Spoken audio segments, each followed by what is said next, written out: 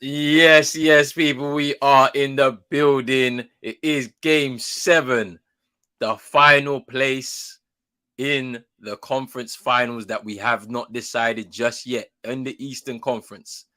Who will go on to face Miami? Will it be the Boston Celtics or will it be the Philadelphia 76ers? It's going to be an interesting game tonight. So much twists and turns have happened throughout this playoff so far.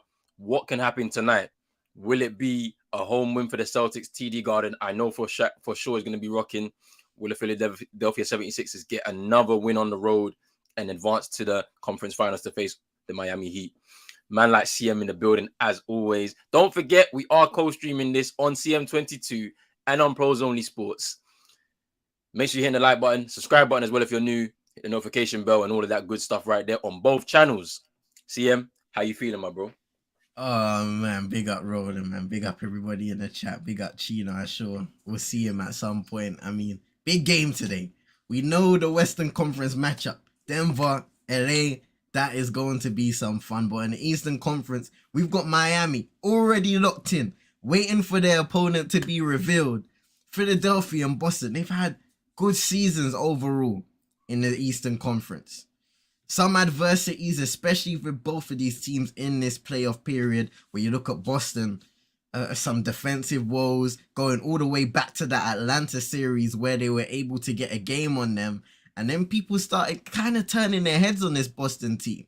We're seeing Jason Tatum start games really slowly in this series, and he was able to pick it up in the fourth, but how many times can you do that before being punished?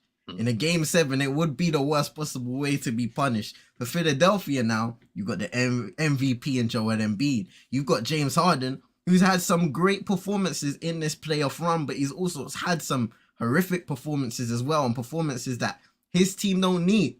They need him, of course, his playmaking, great, his ability to rebound, but they need him as a scorer to be aggressive and to hit those shots. So when he drives inside, those little floaters that he's usually money with, he needs to make those. And that's how you get going. He's been taking a lot of mid-range J's as well since coming to Philadelphia. Yep. If he can make those and then get going with his step-back threes, that's a perfect performance for Philadelphia, and they need that. But they're also going to need guys like Tyrese Maxey to step up. He's had some shaky performances in this series as well. So many other guys, and Tobias Harris, who's has some rough games, he's had some good games. Yeah. So, almost that supporting cast is as important as the stars almost, especially in a game like this where it's slow paced and you're going to need those guys to inject energy into the team in the moments where they need it. Timely buckets. We've seen a lot of that during the playoffs in general. Timely buckets that can lead a team to victory. Boston came with all of those timely buckets in the fourth quarter in game 6 to make it 3 apiece. Yep. So what will Philadelphia do away from home, hostile environment, in order to say, listen, we can do this? Because I'm looking at them right now, and once the game ended in game 6, I was like, these guys might be mentally shattered because you've gone through it. You've been through, especially Embiid. When you think about the situations that's happened to him in the playoffs, Toronto series where they lose on the final shot, so many disappointments, being knocked out of the playoffs early. Those adversities can either make or break you. And obviously he's come back, he's won an MVP. But how are you going to respond in that game 7 situation where it's a close game, if it's a close game, and so you need to get a shot, you need to get a defensive stop? Are you going to be able to handle those nerves, having been in advantageous positions already in a series and have let them slip? Yep. So, I know players say we don't really look at social media like that, but sometimes the noise is too loud to avoid, especially in this situation. So I feel like the advantage is towards Boston, but at the same time, we have all doubted Philadelphia to a certain extent. Our guy King said Celtics in 6 at the start, before the series even started. So maybe this is the time for Philadelphia to show their championship credentials to the world stage. Yeah. Big up man like Chino in the building. What you saying, my bro? Yeah, look at my picture, man. I know, fam. Bruv, you man are chilling right now. We are fighting it out right now.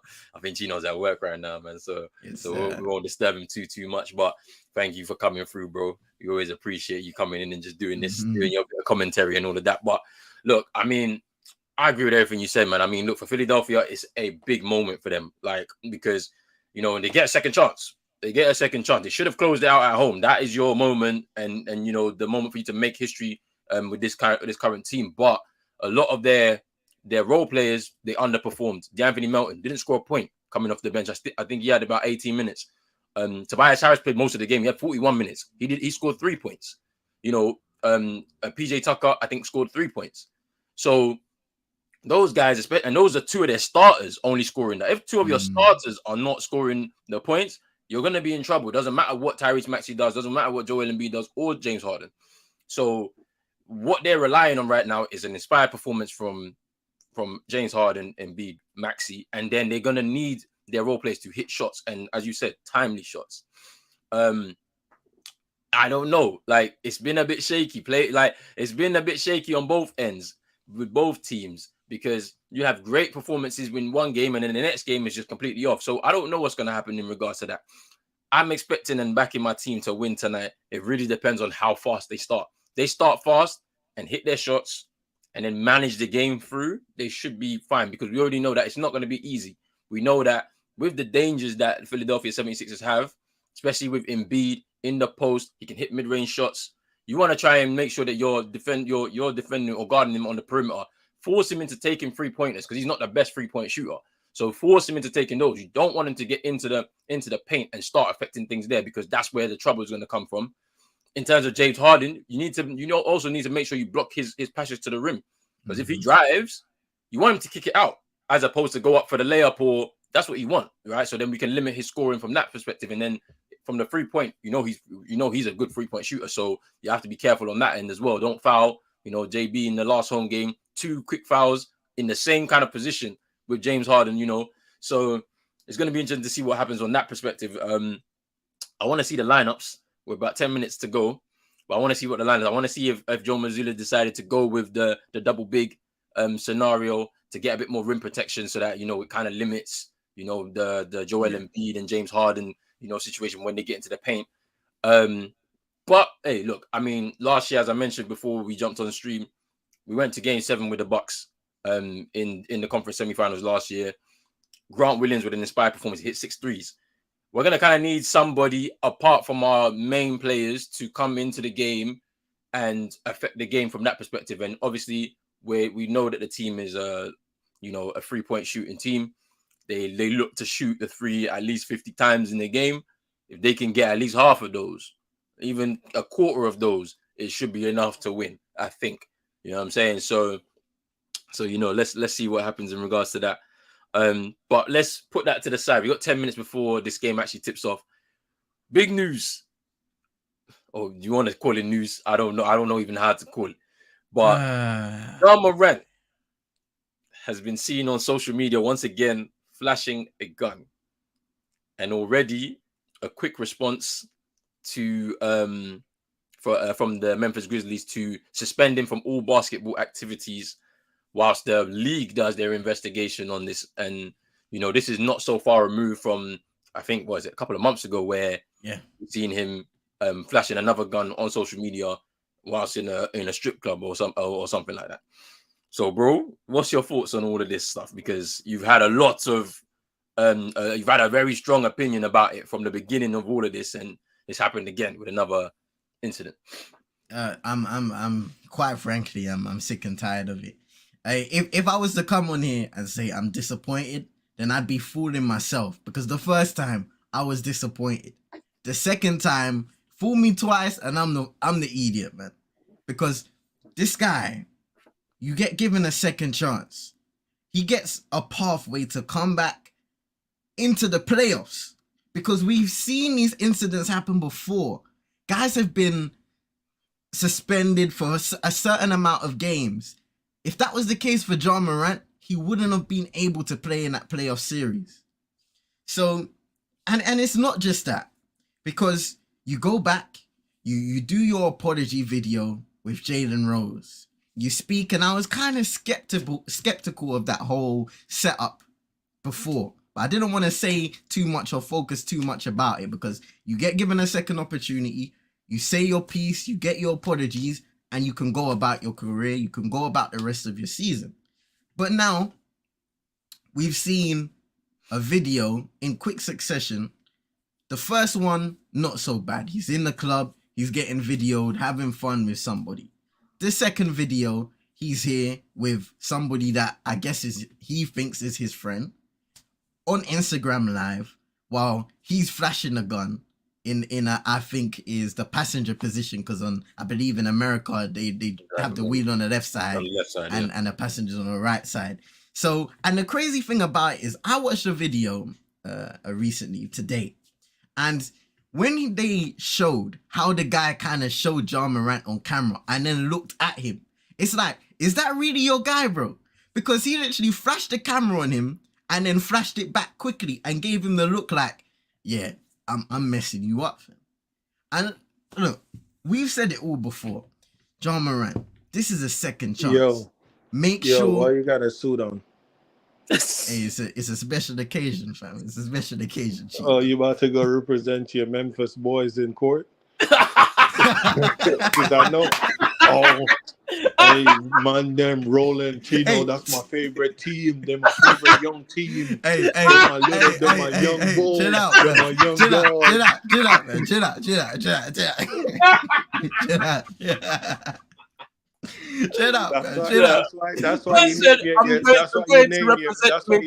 3-point. You need your 3-point shooting camp. The CM 3-point shooting camp, sniper camp, huh? That's what you're teaching them how to shoot real guns, not basketball. Nah. Don't do me like that, man. This is official court case settings, man. I can't be defending fools like that, man. Keep on making the same mistake. Hold on. I'll be back. Hold on. I got something for you, man. Hold on. I got something for you, man. Say no more, man. Hey, listen, yeah. Like, he's gonna mess up his career, bro. Because what that's basically telling you is the first apology, all of that stuff, is disingenuous. Man was talking about going to therapy. I was wondering how a guy can go to therapy for 1 week and be a changed man. Send that thug to Miami. Look. This is what they do. They're doing this too much, bro. Get him out. They don't love this. Hey, bring this guy to... Nah, man. No. Chino's going to court, fam. Chino's going to court. You're trying to bring him from Memphis, bro. Nah, man.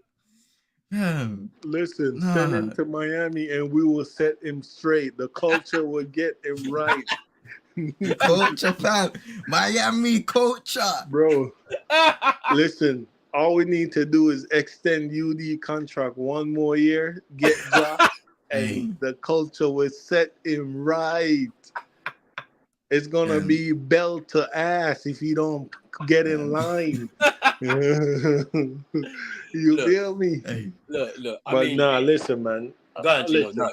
Give it. I gotta say on it real quick. It's like, brother, what are you doing, bro? Like, and this is the thing, right? Like, this is the thing. Like, for the last 5, 6, 7 years, when all these young kids been idolizing NBA YoungBoy, that's why I've never gravitated towards his energy. I just feel like it's a negative energy. All his songs sound the same, and it's just like he never put out anything positive. It's always negative. And I'm not blaming Young Boy, but that's where Ja is trying to get his influence. Like, literally, that's where it's a parade in my city. That's from NBA Young Boy song. You know what I'm saying? And it's crazy though, because if this was Dylan Brooks, oh my God, it would have been over for him. But the thing is, right, because Ja is talented, he's gonna keep getting chance after chance until he hurts someone like severely. But Memphis trying to say their season went to, like SHIT because of Dylan Brooks, but let's be honest, It's not because of Dylan Brooks, it, man. it, it Bro, wasn't like Jar came It in was in dark. the end of season interviews and said, "I need to make better decisions off the court." Yeah, forget, man. I mean, look, bro, because yeah, what Chino's saying is right here. Yeah, it's Jar's fault because we saw 5 or 6 incidents. They just kept racking up. You remember? So after Mhm. All-Star break, we had 5 or 6 incidents that came in a row, and that would have derailed their end to the season for sure. Then you're going into the playoffs with like the team kind of like a bit scattered, and they have to now navigate through a series with the Lakers, and it's like this is a LeBron led team. If they are on point, they'll beat you, and they did. Like, and then you have to now go home, early exit from the playoffs because of the incidents that distracted your team and like your progression. And like both of you guys said this, yeah, that their team is immature. That next year or this next season they're gonna have to grow up a lot, all of them, because if you want to be taken seriously in this league, you have to be proper professionals. no. Listen, bro, I'm telling you, they need to break it up this season. Send him to the penitentiary hell of Miami Heat, and let the culture get him right. And listen, the Miami Heat will get the Memphis Grizzlies some model citizen in Duncan Robinson, Kyle Lowry. These are veterans that the Look, NBA love. look, These are he just, guys he just wants to with get rid of winning everybody. pedigrees.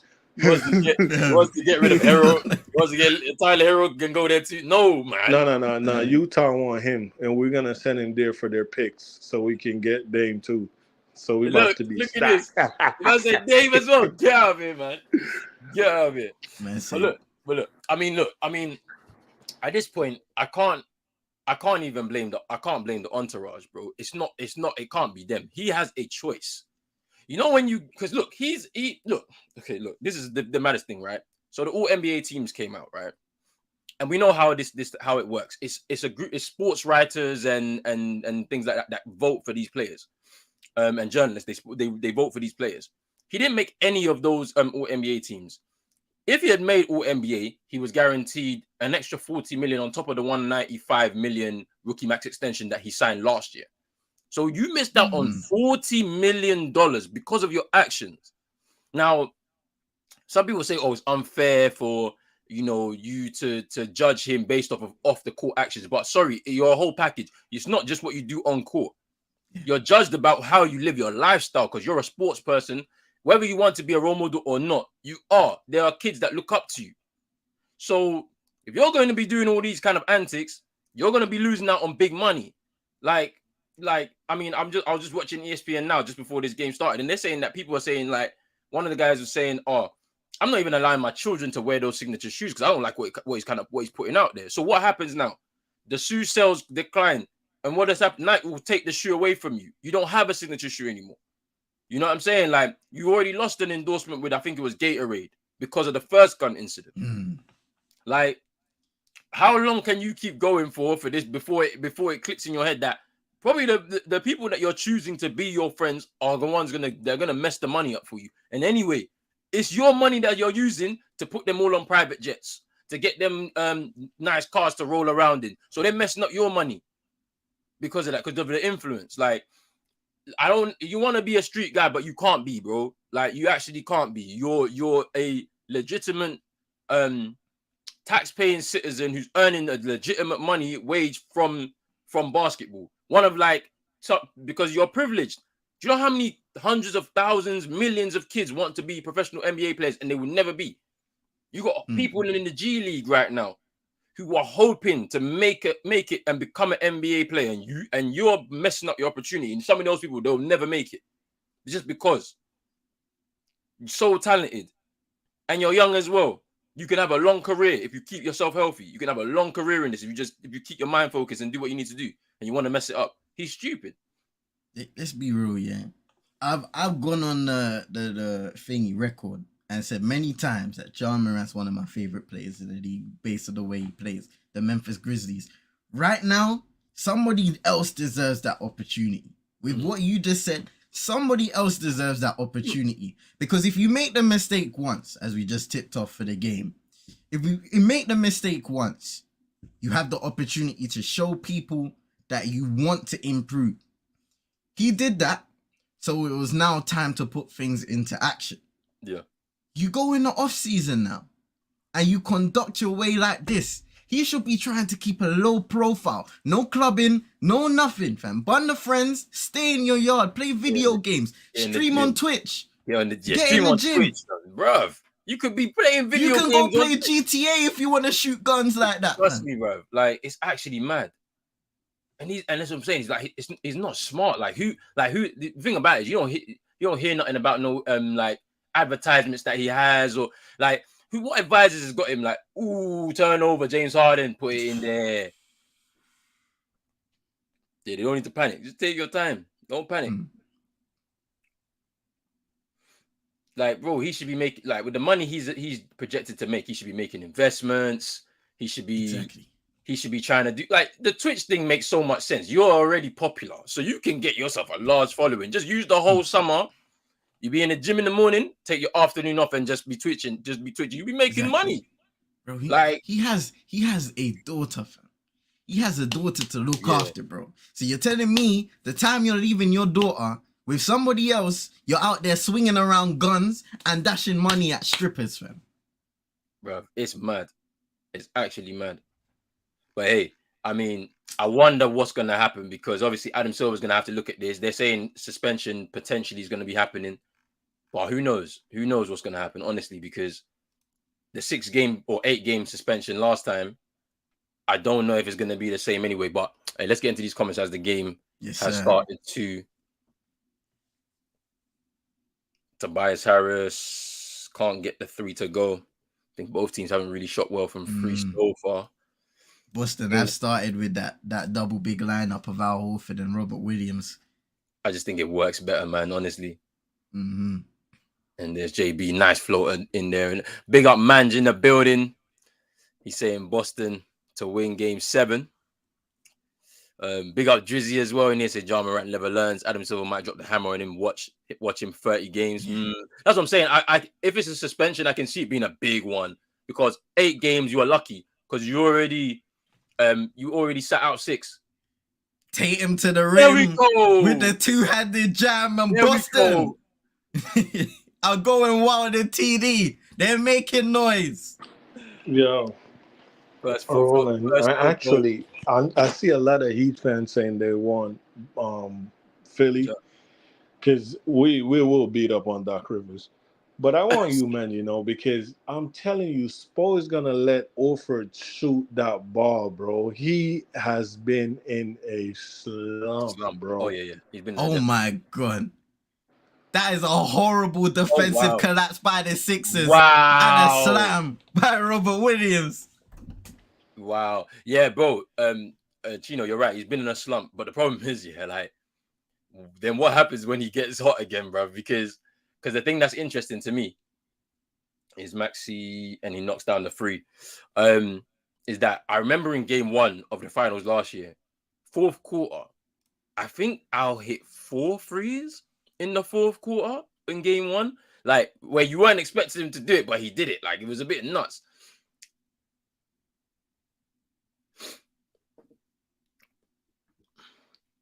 Ooh, Tobias Harris with the jam. Man said that there would be a twist in the title race, but there was no twist in the end. They're 1 win away from retaining their title, going 3-peat as well, actually, which United fans have been crying about a little bit. But it was going to happen, because you're not there. You're not competing. It was bound to happen. They've been the better team. It's a turnover by Philly. It's smart. Giving it to Tatum. Guarded by Tyrese Maxey. Rob Williams. Out to Marcus, smartly turn it over and out of bounds. Why didn't he go to the rim? He was there. He could have. This is the problem with him. He's a shot blocker. You know what I'm saying? Dribble handoff. Yeah. But he can't really do much else, and that's a problem with you, like, because, and this is what they were talking about. They were saying that how, let's say JB was to leave, right? Some of them, PJ Tucker with a corner 3 there, and now Philly take the lead. That some of the teams that have been so successful in this playoffs, you can see they've got a dominant big, someone that can score, can create, and do their defensive capabilities. Right. You look at AD. You look at Jokic, for example. You look at Philly, like they've done pretty well in this playoff so far. Embiid, you know what I'm saying? Like they got the MVP. Like they may have to do something about that situation if Jaylen Brown is looking to leave, because I look, at the end of the day, it's his choice. I don't think he's motivated by money. Do you know what I'm saying? I feel like let's say he would sign a reduced deal, for example, rather than his max contract, and then eventually help the team to be able to do a sign and trade like elsewhere, or he decides to go free agency, which I don't think would happen, in it. Like, so interesting that scenario, because obviously I'm looking at the bigs. I'm like, I hope it's kind of, Rob Williams doesn't offer you what you want. Yeah, someone dominant, like, do you know what I'm saying? So interesting, something to look at. Jizzy saying Lakers in 6 against the Denver Nuggets. Hey, I can't wait to see. That. Big up, that'd be big task great. at hand. Asking, is that a blazer? Yes, sir. Yes, sir, man. Hope you're doing well. Come We're on. here for a Game 7 occasion. Might have to hear out throughout the whole NBA Finals. Yeah. I'm jumping on that with you. I'm getting my blazer. Bruv, I was caught off guard. I was like, hey, blazer. No. I was like, I can't go do it now. But I'll be there. Finals. We're blazering up the whole thing, fam. I'm getting my whiteboard. We're gonna start doing the tactical rundowns, bro. Aye, what's the things called? What is it? Hey, Chino. Hey, I don't know if you're there yet, but happy Mother's Day to your wife, man. And you know what I'm saying? Like, oh yeah, blessings to her, man. Come on. Respect, big up, man. Hey, Super Nick, happy Mother's Day. I know you in the chat. Yeah, our Mother's Day. I know you do your best, but look at this guy want to represent thugs in Memphis. And big up to all the man, them mother and everything. You know what I'm saying? Shout out to all the mothers around the world. Come on. Without moms, we wouldn't be here, man. Trust me. Facts. It's a Jar arrest warrant. Jar's a big ass clown dude throwing it all away to look like a banger when he's a teddy bear. Bro, this is a guy that, bro, he went to uni, like, you know what I'm saying? Like, you did like a year at uni or whatever it is, and then, bro, you're not like that. I'm sorry.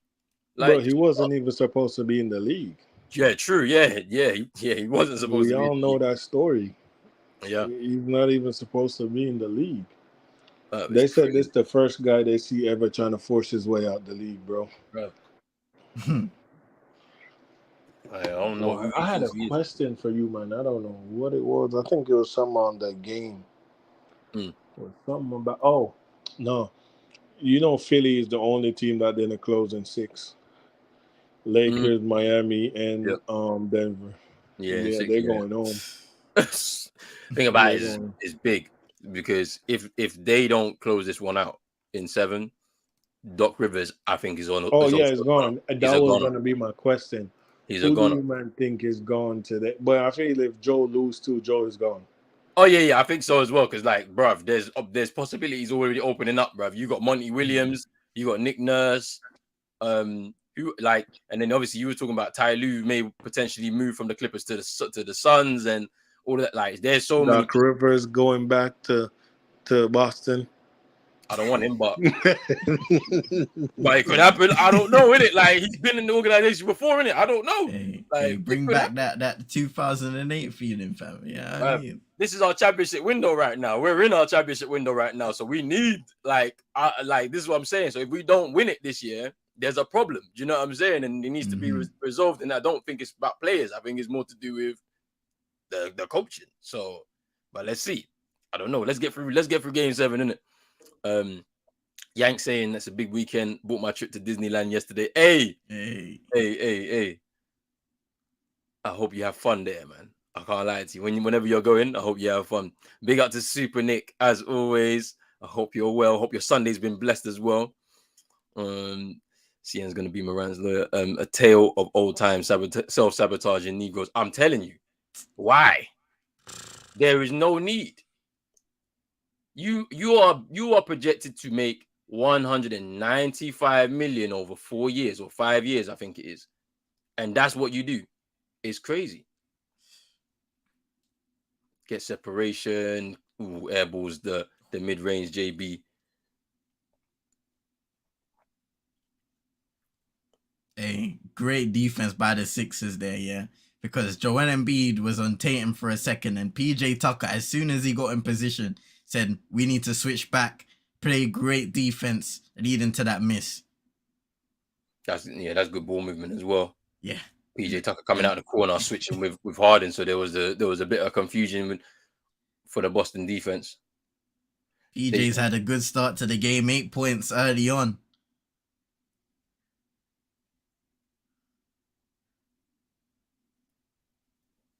He's Al Horford. Tatum. Let's go make the shot. And he does. That was tough. That was tough. He could have traveled. Like, he didn't want to step. Yeah. He could have traveled, so he needs to take that shot. And Tatum's got 6 points. At least he's made some field goals in this first quarter. First time since game 3. Miss by Tyrese Maxey from 3. And then this possession is crucial for the Celtics. He draws a foul on Tobias Harris. And he goes down holding his knee. And he looks in quite a bit of discomfort right now, Tobias Harris. See, I'm about to come out with Your Honor, it was a pellet gun. On God, the only place Jar knows how to shoot is the basketball court. Miami is known for the shooters, but this is taking it too far. I think the Knicks losing to the Heat, also the universe, to make Ja Morant do that again. Nah. His friends want to send him to the pen, and his dad needs to be reminded of his age. Trust me, like that's the thing. It annoys me, man. Seeing his dad there, yeah. Like, obviously you're proud of your son and that, yeah. But fam, be a dad, innit? Like, that's not your friend, bro. That's not your friend. Like, but to be honest with you, he's now the breadwinner now in that family, innit? So it's like the family are gonna do whatever they want to make sure that that they keep getting their money. So they ain't gonna tell him, "Oh, what you're doing is wrong." But you're the parent. That's your child. I'm sorry, bro, fam. Cool rank. You're the parent, man. Yeah, you're his father. Yeah, so when man's turning up to his return game wearing special t-shirts, yeah, talking about this and that. No, I don't want to see that, fam. Yeah. It's time for you to get serious. You live next to him, fam. Brother. Get in his head and tell him you need. We'll lose our money. Do you not understand? You work so hard for this house, this neighborhood. Brother, that's what I be on. I sacrificed a lot so that you could be where you are right now, yeah? Bro, don't mess this up for us. Because, hey, I'm old now. I need my retirement plan ready. And you're about to mess this up. Nah, man. It's stupid. The whole thing is very stupid. Like, I don't like it, man. Because they're not smart.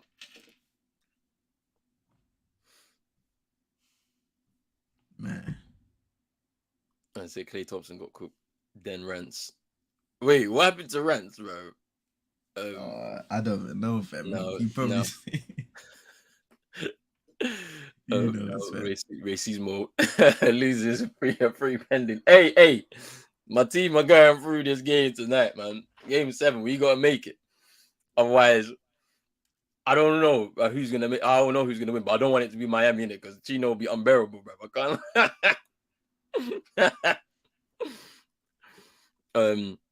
But big up vibes, man. Big up vibes every time, bro. This guy wants to make it out the hood, but never really want to leave. Man says send him to Utah. Hey, man, we know what gets down around there, fam. You want to talk about Boston, fam? Utah is a different beast. Yeah, trust me, Utah's different, bro. Ja Morant is now the second hated person on Stephen A. Smith's list after Kyrie Irving. If this guy is walking around with guns, he might as well visit Radcliffe. Man said, nah, you gotta go clubbing, you need some girls. But bruv, they'll get you in trouble. Like, bruv, he's got so much money. What? Who do you think coming at him at a club genuinely, bruv? Like, everyone's gonna try to set you up, bruv. Like, you have money now. Like, Oh yeah. That Kaiser Nat Yes. thing. Yeah. The Kai. Yeah. Mm. I hear you. I hear you still. I hear you. Is this the players that? Yeah, it is. It is, bro. It is, bro. Um,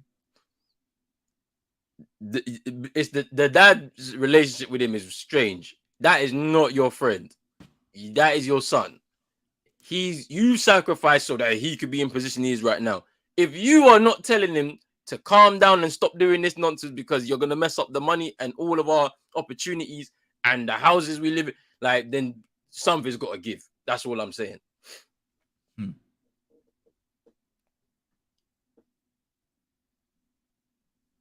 Yeah, he's choosing. He's making the choice to be around these people and to be holding guns. No one's forcing him. Do you know what I'm saying? No one is forcing him.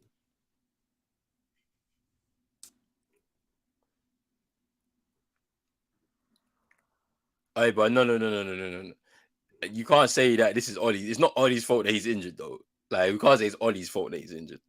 Like, the medical staff, yes. Yo, is PJ beating you, man, right now? Yeah, we're losing. We're losing right now by 2. To PJ Tucker. PJ Tucker and them, man. He just came in to say that.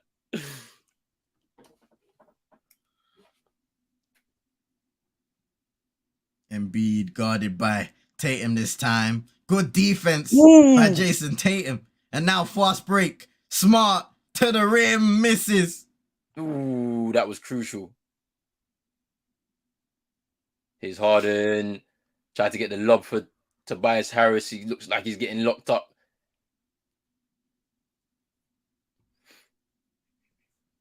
Harden guarded by Derek White. And no foul. Ooh. I thought that would have been. Here's Tatum to Derek White, out to Marcus Smart.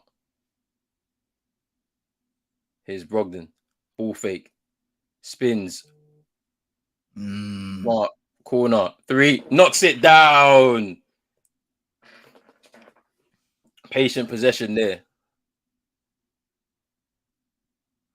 Now Boston taking a 1-point lead, 1 for 3 from downtown so far.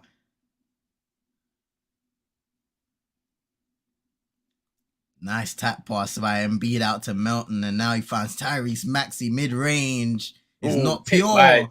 by Melton.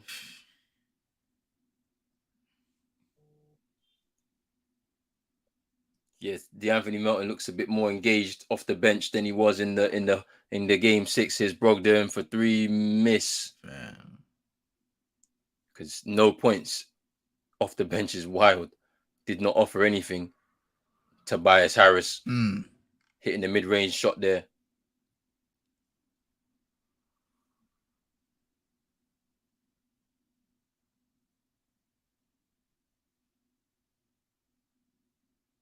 Short there with the floater.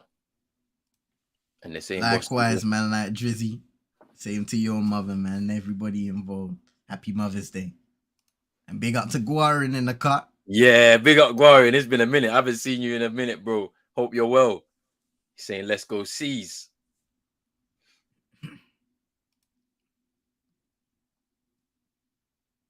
You say Monty is overrated. Interesting one there still. 2-time coach of the year, though. Mm-hmm. This is all Having been a part of the revival of the Phoenix Suns in terms of form, developing them, bringing them to the finals. And Embiid getting his first bucket of the game. Fiddy, you're gonna love to see that. Now Tatum driving inside, laying it up and in. This is the Jason Tatum Boston need to see at the start of the game. It's Tobias Harris. Here's Embiid. Takes the free ball, miss. Man said him, what, hey, relax. Here's Tatum. Nice patience. Oh! It's a block party. I mean, Embiid has been blocking a lot of shots in this series. And there's another one there tonight. Hey, congratulations to Yank. Yeah, Each congratulations. and every Bro. time, man. 7 years.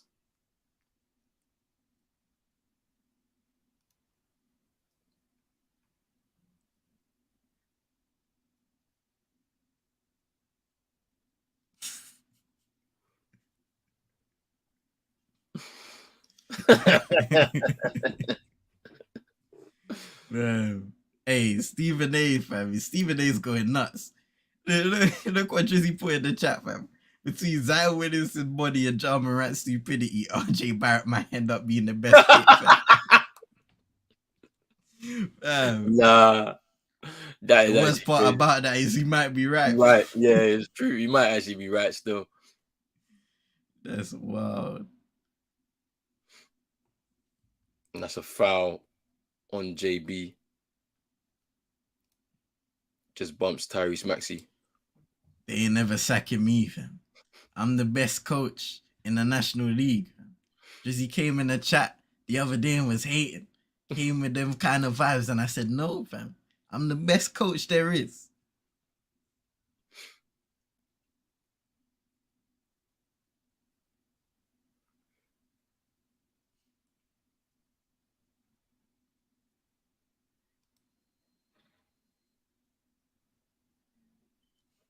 Tyrese Maxey shooting a couple free throws here at the line. He's able to make the both of them.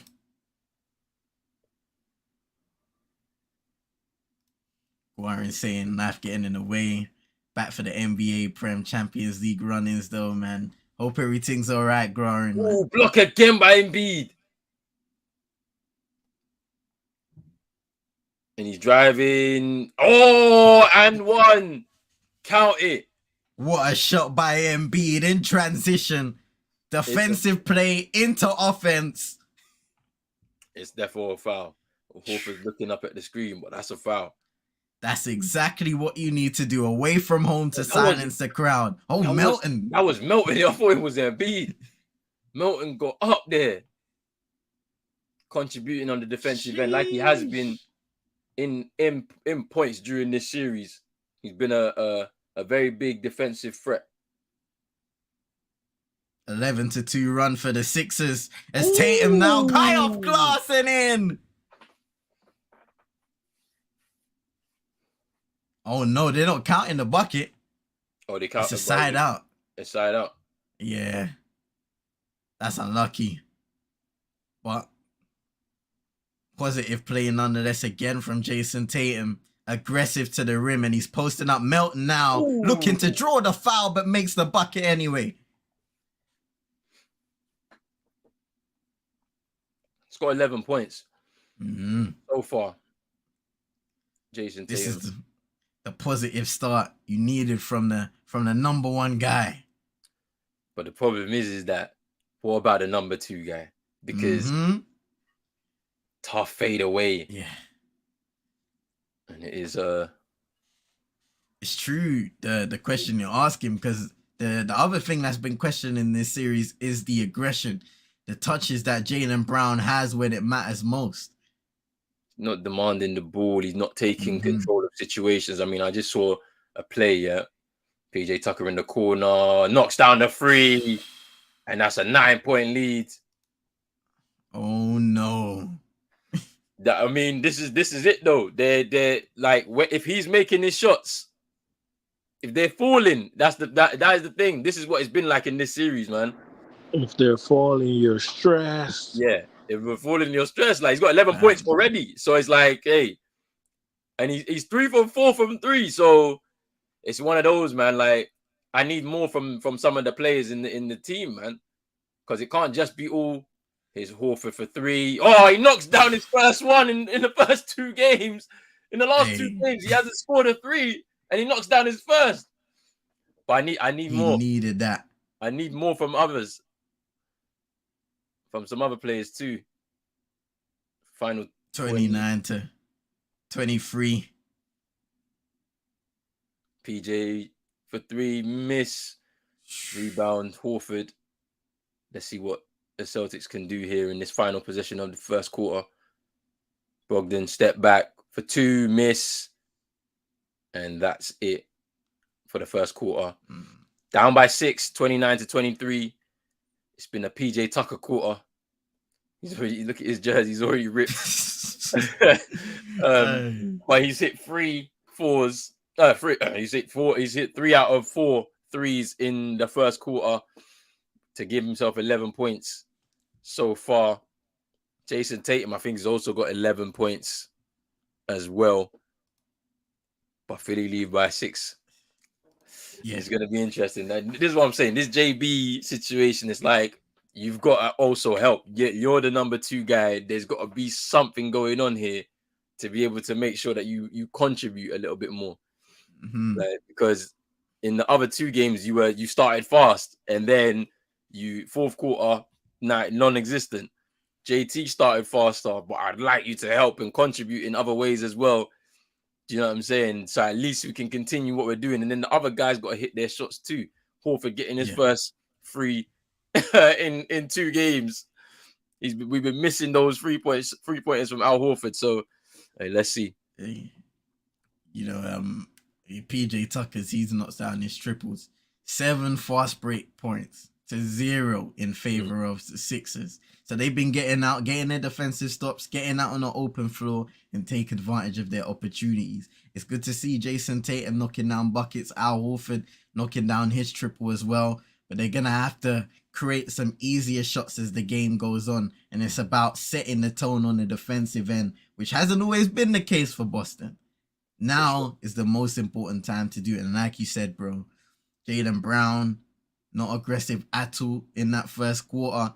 Now it's hopefully time to see him get a few buckets to get going, because if you have both of them combining for a high amount of points, Boston have a very good chance of winning games. If they're both off of it, or one's good, one's bad, or you're taking turns again on this offense thing, it never works.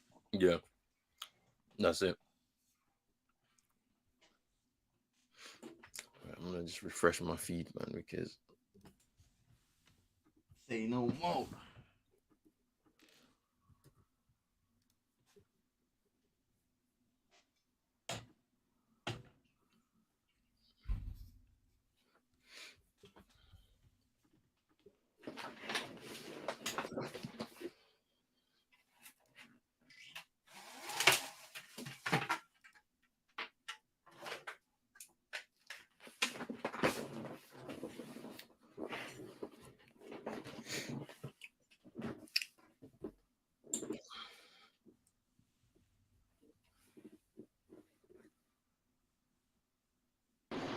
Listen, we beat the Bucks, but we still have the worst odds of winning the NBA championship. It's just what it is.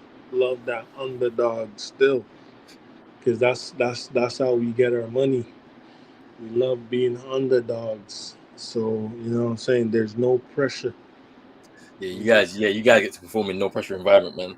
Like there's an expectation that the Lakers, the Celtics, the Aye. Nuggets should be winning this championship. Even before that, and before they got eliminated, the Suns. Do you know what I'm saying? Harden nearly turned the ball over there. Oh wow.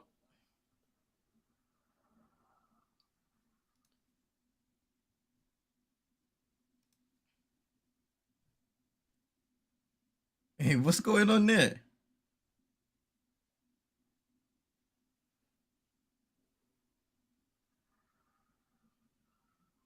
No, but wait, that ain't that about it must be a backcourt violation because he bounced it before he went over the half court. He bounced it before he went over the half court and in the half court and then in their half.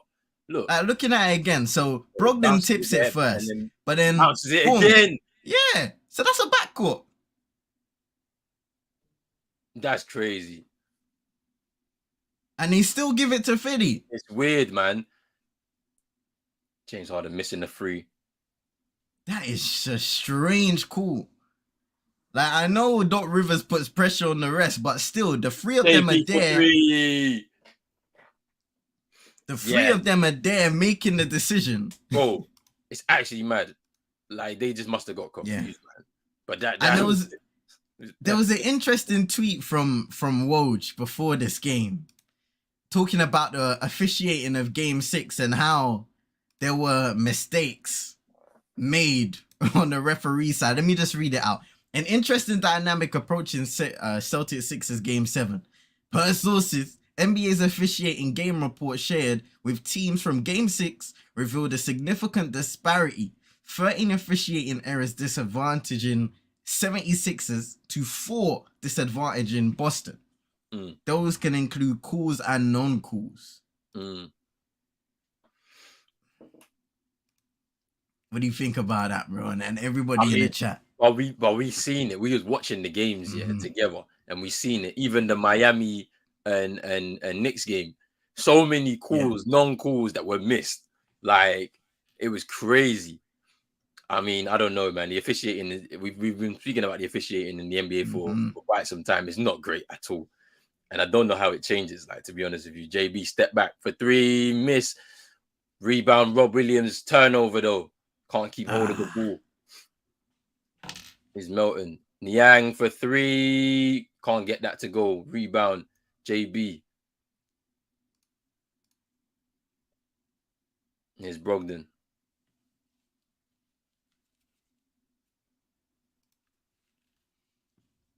Oh no, off his foot. And that's out of bounds. So that's back-to-back costly turnovers there for Boston. Robert Williams trying to be aggressive, posting up, losing control of the ball. And Jaylen Brown now just bouncing the ball off of his foot. No, it's Niang's foot. Niang's foot. Oh my days. Wow. That is a tough call, man. Trust me.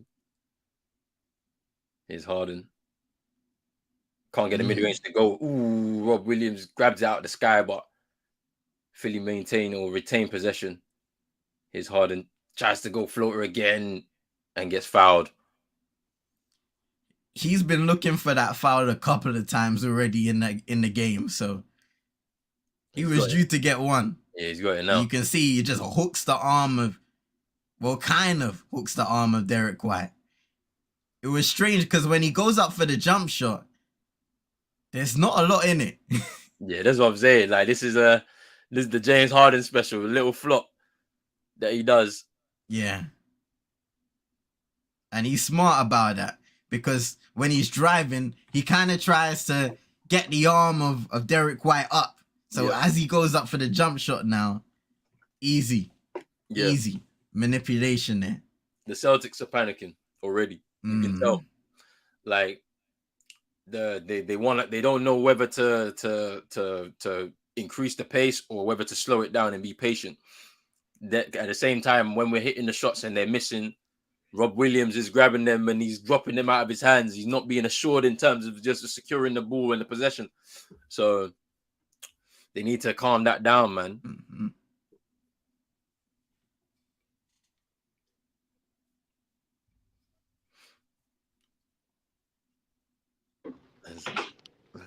Hey, Roland. Yo. You know what's funny? You man ain't really playing PJ Tucker no different from you played him in our series. If PJ, y'all played him the same way in Game 7, bro. I remember, bro. PJ Tucker cost us, bro. And then because he shit the bed, he left the game talking about he was injured, bro. I remember. We don't because we don't. No one really views him as a threat like that. But he's hitting the shots, isn't it? Like bro, I think if this PJ Tucker showed up in Game 7, bro, Jimmy would have been an NBA champion right now, bro. Oh, because I know we would have beat the Warriors. For sure. Yeah. That boy Klay Thompson got a stinking booty. Yeah, Clay. Yeah, that Warrior situation is actually pretty interesting about what they're going to do as well. You know, because apparently they're saying that Draymond could actually stay because they're saying that how re-sign because they can't see him go anywhere else. Like he's kind of like someone that has created an identity within that team, especially defensively. Yeah. I mean, It probably makes more sense it's for the him thing to. is right. He's not going like the what Draymond does. You're not gonna find anyone in the Anyone. league to do it. Like for what they do, Yeah. Like he might not be the same he was like 3 4 years ago, but that's not where you come like when the minutes come down. You know what I'm saying? Mm, So instead, he is playing 38 minutes per game. Per in those seasons, now you drop him down to about 30. You know yeah. what I'm saying? 32. Like that's where the minutes come down. But the thing is they have to make a decision and Poole and Clay. It's Paul and Clay. That was the ones that I was about to say, because Yeah, I because think you they should be gone. yeah because when I look at Jordan Poole, the drop off has been scary, and when you consider his first year, he wasn't great. Last year was kind of inspired by you know let's say an injury free, and then adding Clay back into the fold kind of helped them a little bit in terms of their strength on offense. Like so, and then it's just fallen off a cliff again for him this year. So he's inconsistent, but he's been paid a lot. So you have to make a decision on that. And then yeah, as for Clay, Clay's not the same Clay he was and before the injury. So yeah, it's going to be interesting on that perspective.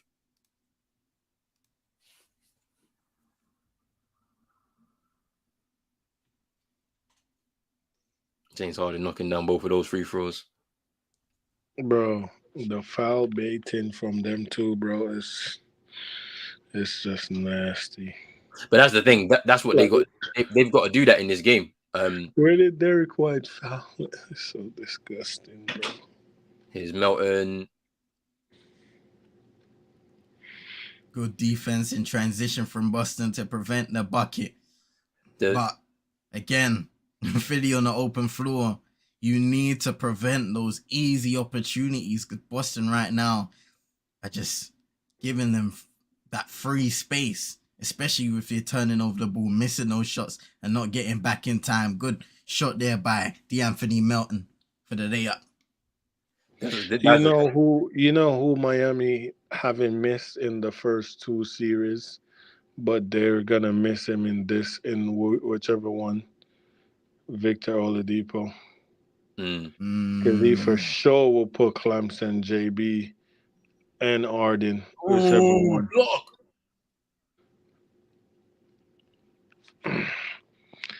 Yeah, we're gonna miss him defensively. I mean, I feel like I say that, but I feel like he would. Yeah, it would have did way better than Gabe on Brunson for sure, because he have the size too, and I mean, the quickness should be there. But boy, man, been blowing out his knee more than our prostitute get her back blown out. Whoa. Harden missing with the mid Yeah. range.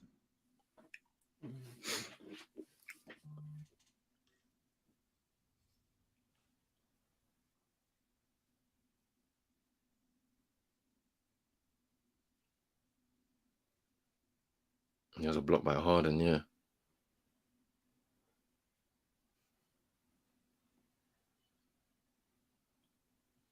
Wait, did they call a foul? After the block, did they call a foul I or think so. shot or shot clock? Gotta be shot clock. Um, Cause who fouled? Nobody fouled. yeah, I think it was shot clock. Hmm. Yeah, Boston definitely looks shot clock. like no energy, man. You might lose this game. The I know energy the is energy's like so off. I need it's Grant low. Williams. I need Grant Williams in the game, man. He'll inject a bit of that energy, fam. Plus, Yeah. you got a corner shooter. Come on, For can't JT miss a missing free that throw. first free throw. Can't miss And that, early man. in the game, the energy of the crowd was there. You made a few buckets, Jason Tatum especially, because when he made his first bucket, the crowd erupted, and that's where it all started for them. So now you've got yourself in a position being an inferior team. Maybe you've seen PJ Tucker knock down a few threes, and the crowd goes a little subdued. Like you need to pick up the pace a little bit and get this Because crowd on side. here's the thing, Roland. Here's the thing. What I'm looking at, right? because a lot of Miami Heat fans are saying like, "Oh, I rather Philly because like Ben, obviously you see what our bench did to the New York Knicks. Like our bench Transition. is Let's go. crazy. Let's go. But the Oh, thing another is, block again from. Oh my days, bruv. I feel like we Yeah, he threw that away. we Oh, could he we could stuck K Love on Time Lord because he's not gonna do nothing offensively. collided with the stanchion. And Jeez. then what's his name is gonna go in the corner anyways. Orford, he's gonna go in the corner anyways. And now you put Bam on JT or JB.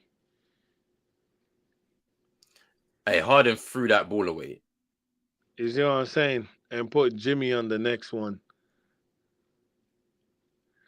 So, so, But so, I don't think. nah, just looking at this replay again, I just want to see what happened, innit? Nah, you Ooh, so stress. I Harden get it. kind of hit JB in the JB in face the when he face. was in the air. Yeah, Yeah. I was a bit confused, yeah, like, because Harden just threw the ball away. I don't know why, because you could have drew a foul, like, because it was a bit out of control from JB, and then throws it away, hits him in the face. Man, Eric Lewis. oh, Oh, his nose is wow. bleeding. Wow.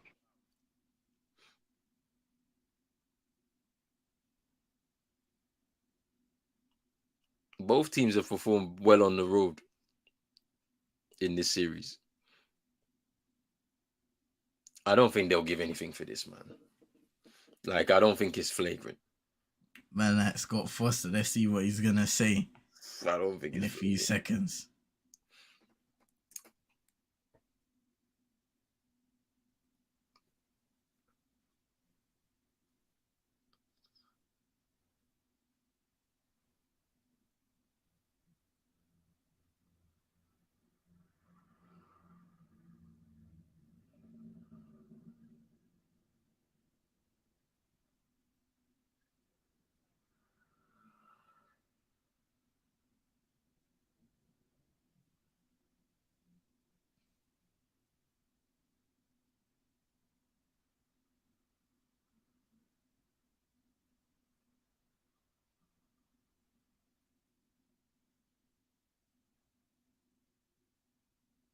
It's incidental. Has to be.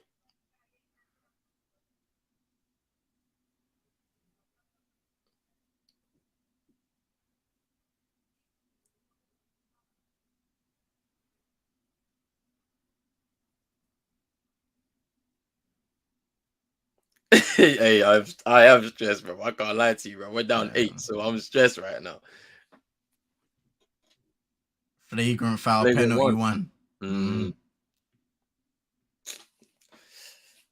Harsh for me. I think it's incidental. Like, I don't know why James Harden throws the ball. I think it slips out of his hand, but he didn't make an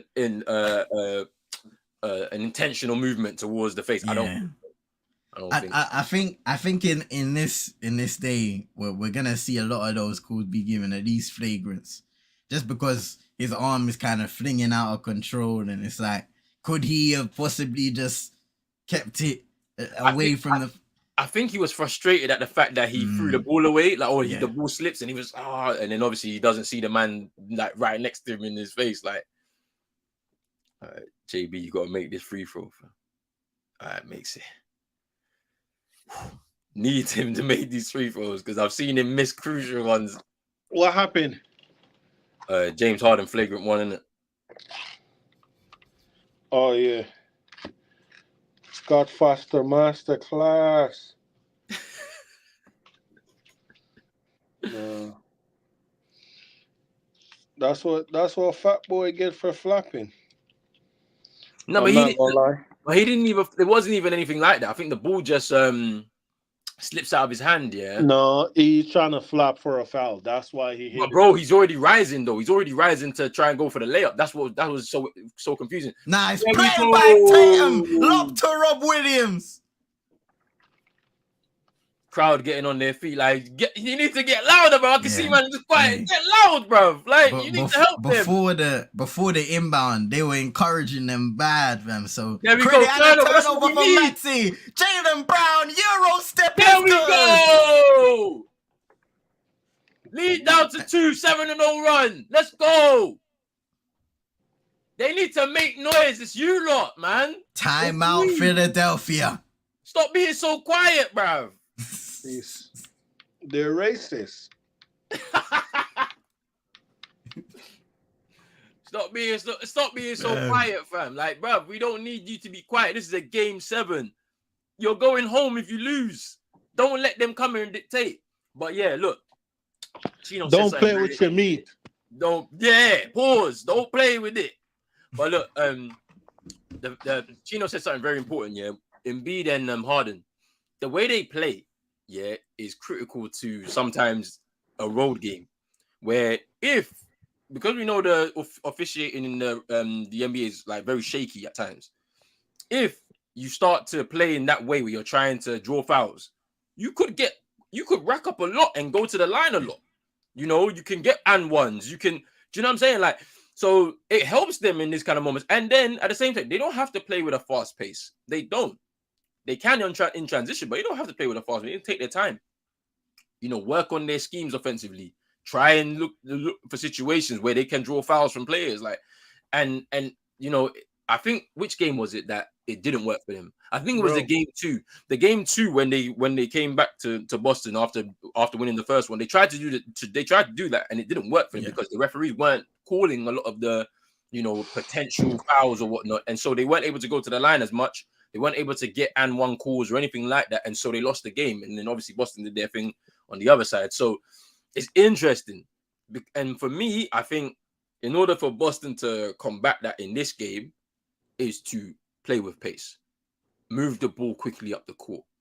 You know, don't allow them to get into their defensive to get set in their defensive schemes and then start breaking it apart, collapse their defense as much as you can.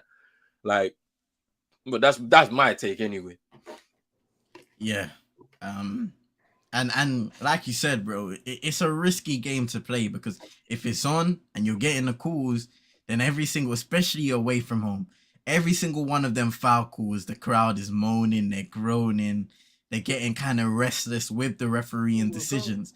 Whereas, and we've seen it with Harden plenty of times in the playoffs where he's asking for the foul, he's not getting it. And if you're struggling shooting and your only option is to get to the line, then you're going to have to do it the hard way. Yeah. So now it's going to be a test. It's going to be a very good test because just looking at the foul shots guys have shot had so far, and Embiid's had 1, Harden's had 2, Maxi's had 2 in the game, and Tobias Harris has had 2.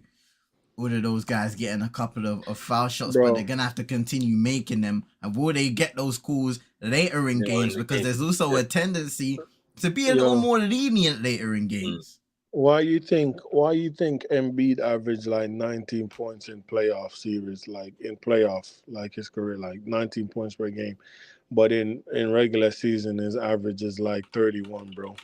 Because he's missing 11 free throw attempt per game, bro. They taking that away in the playoff. Yeah, like if he didn't get the whistle. Yeah, Chino, you mentioned this already, bro. Like that. It's different in the playoffs. Like they don't be giving you them fouls like that. There'll be a lot of no calls because I feel like they just want the games to flow. Like it's one of those, isn't it? Like they want the game to flow because obviously it's about entertainment at the end of the day. Like, bro, we don't want to be sitting there for 3 hours where people are shooting at the line like crazy.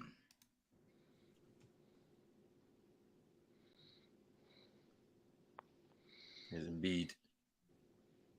And he misses. And I like that matchup with Horford. He's able to get in his space and make it difficult for him to take the shots. Horford for 3. Can he make it? No, he can't. Rob Williams rebound. Great That's nice. rebound. Oh, no. Oh, it's a foul. It's a foul. But it's a great rebound from Rob Williams there. Can't get the and one call. They've called the foul before the bucket. So, but it's a great rebound there. Boxes out PJ Tucker, uses his height advantage and gets the offensive board. And here's Rob Williams. JT Euro. I'll get that to go. I think there was a little touch on the ball by Embiid, though. Yeah. Can't lie. It's Harris. kind of flirted with the triple, gives it to Embiid now, and Harden will get into the offense. Screen by Embiid, gets past Tatum, kicks it out. Harris for three, misses. Harden flopped to the ground. Hustle from JB. He's even shouting back at the. Oh no!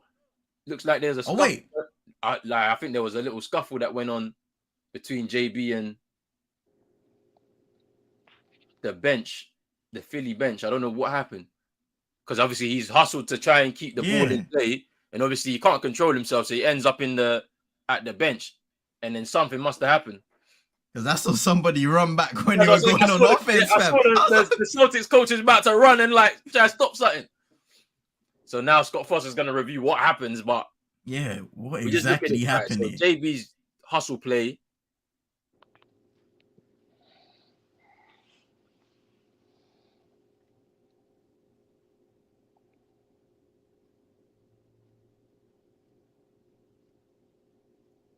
I don't know what happened there. What?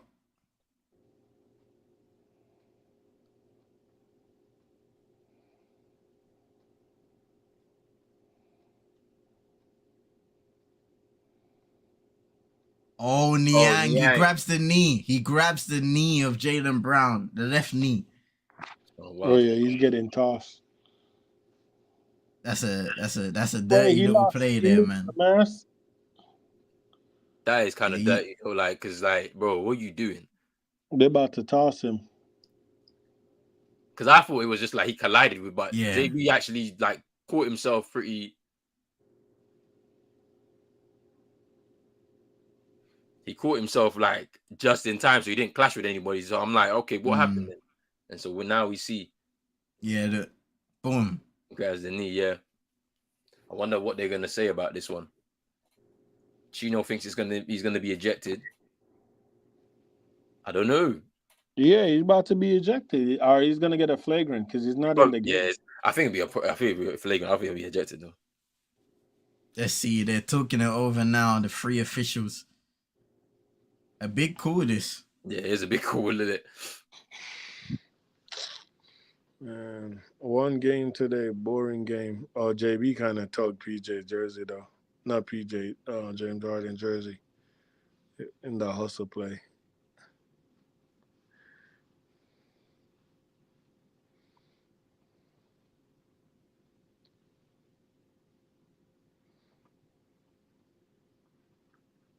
So double technical. Oh, okay. On Niang and then JB for taunting the bench. Where did he taunt the bench? That's what I'm saying. I don't see. He turned around to talk to him. He turned around to say, "Yeah, look, what are you doing, bro?" Like, yeah, that's wild. Okay. Like he should like be concerned with something like that. If somebody on the bench is making a play like that, bro, you're talking bro, you might need their knees, bro. What are you doing? Like, it's kind of wild. But okay, Scott Foster.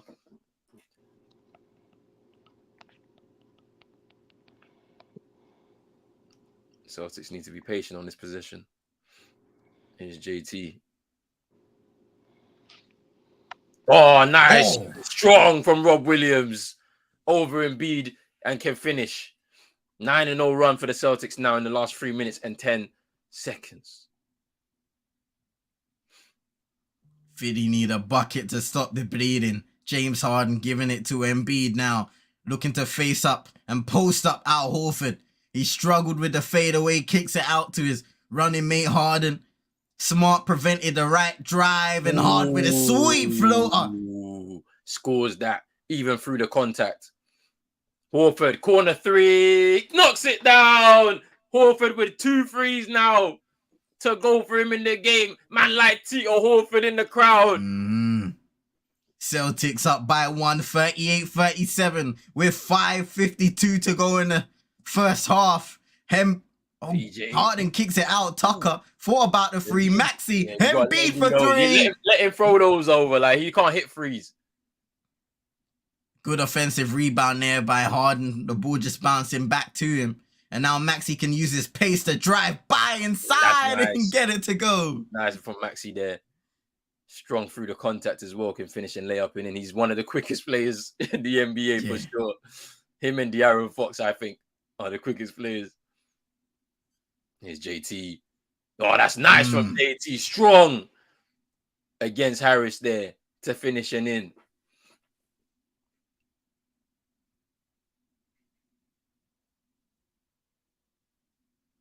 Oh, that's nice Harden. from JB.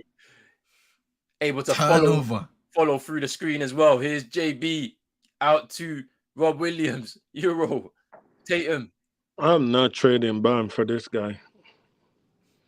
No way.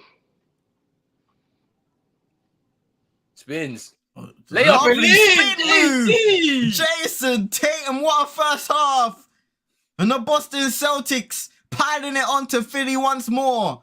16 points.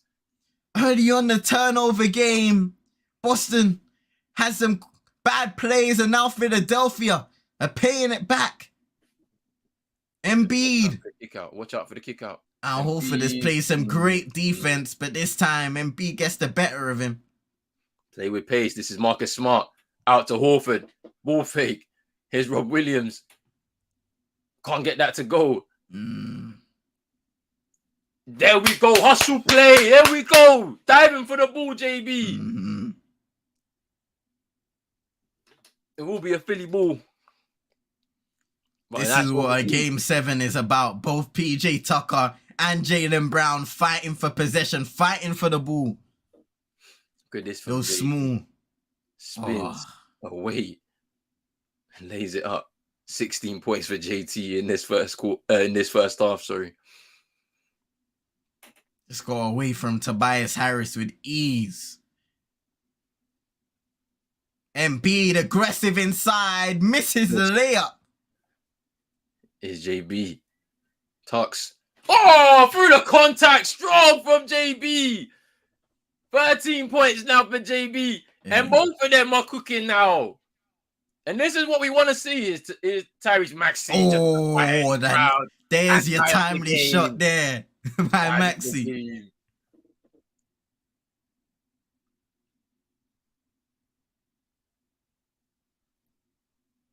JB spins. Kick out. Ooh, blocked by Embiid there on Rob Williams. Here's Tobias Harris. With Horford. Lays up and in. And they needed this.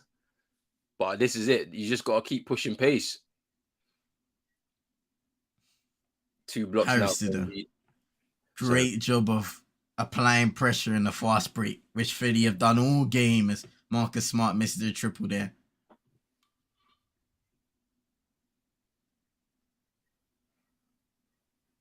Maxey for 3. Miss.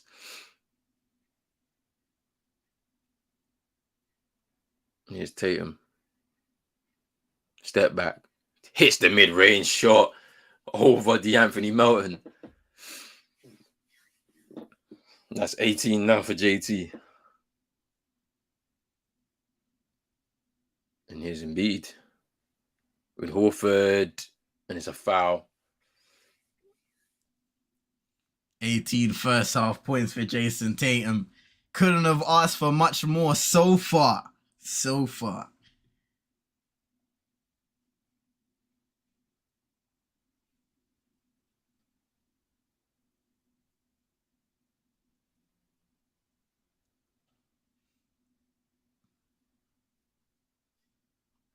Embiid knocking down the first one. Yeah, Guarin saying we can't get any stops, which is true. Big up man like SK in the building saying locked in. Big up yourself, SK.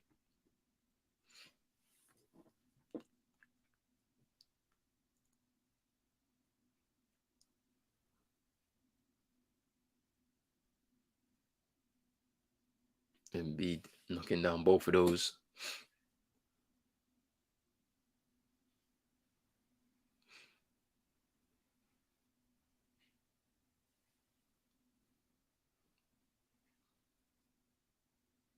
Philly perfect from the free throw line, 9 for 9. Tatum inside again, misses, but he gets fouled.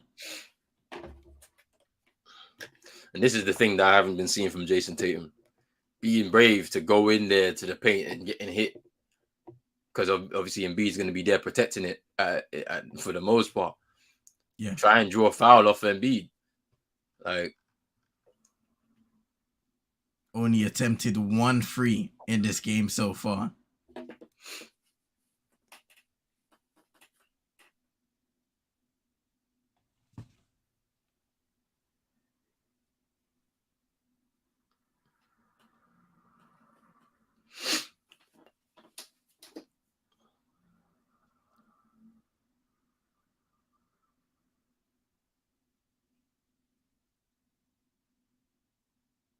knocks them both down.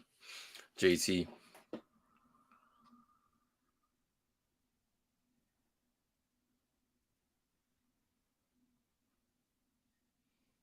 Embiid, big mismatch here. Double team, gets right through it and draws a foul again. I think it might be on. Is it on Robert Williams? I don't know. Yeah, it is. Is it? Yeah. Because obviously with our Horford off, it's Marcus Smart that's taking it on, which is fine. You say it's a mismatch, it's fine, but he's pretty smart in terms of the way how he defends. And obviously the double team comes in from JB, which isn't enough. He's able to fight through it and then gets the foul. Preferably, you'd want your big though to stay out of foul trouble, because Marcus Smart, as good as he is as a defender in terms of being able to strip the ball, get those timely steals, you want to try your best to match size for size against Embiid to prevent a situation where you have Jaylen Brown double teaming, and maybe if Embiid doesn't split the double team, he can kick it out to an open shooter. Yeah.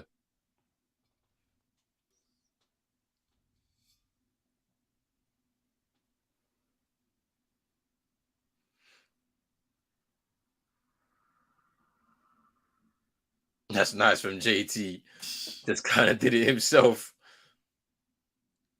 How's it going?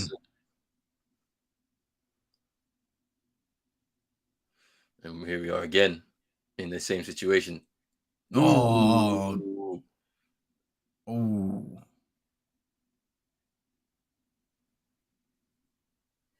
Wow, they couldn't have fouled on Smart and won. How? I don't get this. I don't understand. How? This is it. Ooh. How?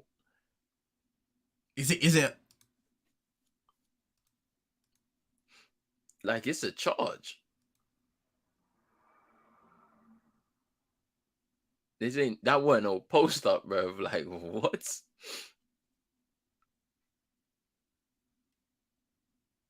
Wow.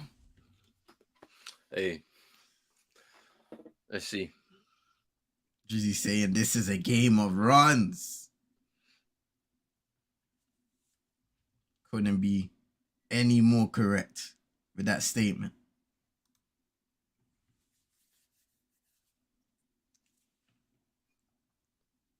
Here's Marcus Smart. Floater and in. Patient play from the Celtics there.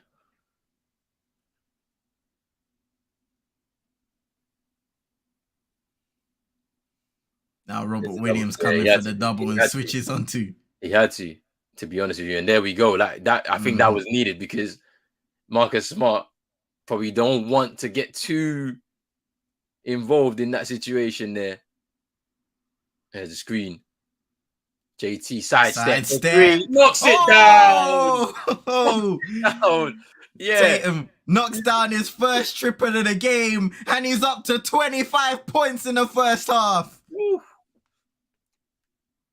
14 in the second. 10 on the shot clock. James Harden. Triple miss. And it looks like that's going to be the end of that first quarter. What a first half for the Boston Celtics, currently up by 3, 55-52. Jason Tatum knocking down his first triple of the game. He's had it going from the mid-range, aggressive driving to the layup, drawing fouls.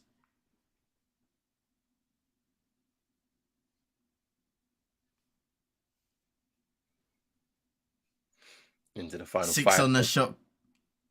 Tatum Tatum pulling up again. Ooh, Misses that time. And that'll be the end of the first half. Game 7 of the Eastern Conference Semifinal matchup between Philly and Boston at TD Garden. A 3-point lead for the team in green. Well, it's been a good first half for the Celtics. The Philadelphia 76ers, by the way, haven't gone away. It's interesting looking at the game plan. It looks like they've kind of settled early to try and draw a lot of fouls, be it Embiid, Harden, and whatnot. It's going to be dependent on what kind of calls they get, to be honest with you. First quarter, they looked like they were willing to match pace for pace in the game, and then I feel like the game plan has changed a little bit. Just because of the referee and officiating situation. PJ Tucker hitting 3 threes in that first quarter. Bit quiet in the second quarter. Tyrese Maxey hitting a couple of timely shots himself. Tobias Harris a bit quiet. DeAnthony Melton also a bit quiet as well. He's had a few minutes in and out. And there's just been the reliance on Harden and Embiid to try and do what they need to do. But yeah, let's see what happens, man, in the second half. I'm interested to see. Yeah. First quarter, like you said, Philly were really aggressive in trying to score on the fast break, drawing those fouls, getting the buckets at the rim. A little less so in the second quarter, and that's where Boston were able to kind of close the gap because they got stops on the defensive end. Turnovers, costly turnovers for Philadelphia. It's going to be interesting to see actually after the game how much turnovers Philly had in that second quarter, because Boston definitely closed the gap in that regard, and they were able to knock down their shots. Jason Tatum, if he performs the way he did in the first half, in the second, he could have a historic performance like what we've seen in the past. And Jaylen Brown, it was a welcome sight to see him being a lot more aggressive in that second quarter, the start of the second at least, to be able to get his points on the board and start the game strong. He's got 13, 5 of 11 from the field, 4 rebounds, an assist, and 2 steals to go with that. So Boston just need to continue doing what they're doing. Al Horford has 6 points, a couple threes there, 6 points for Robert Williams III, 5 for Marcus Smart. It would be nice to get some bench points from the likes of Malcolm Brogdon and Derek White, who are scoreless currently as well. We will see as the game progresses. Roden speaking a bit about Grant Williams and his impact on last year's playoff run.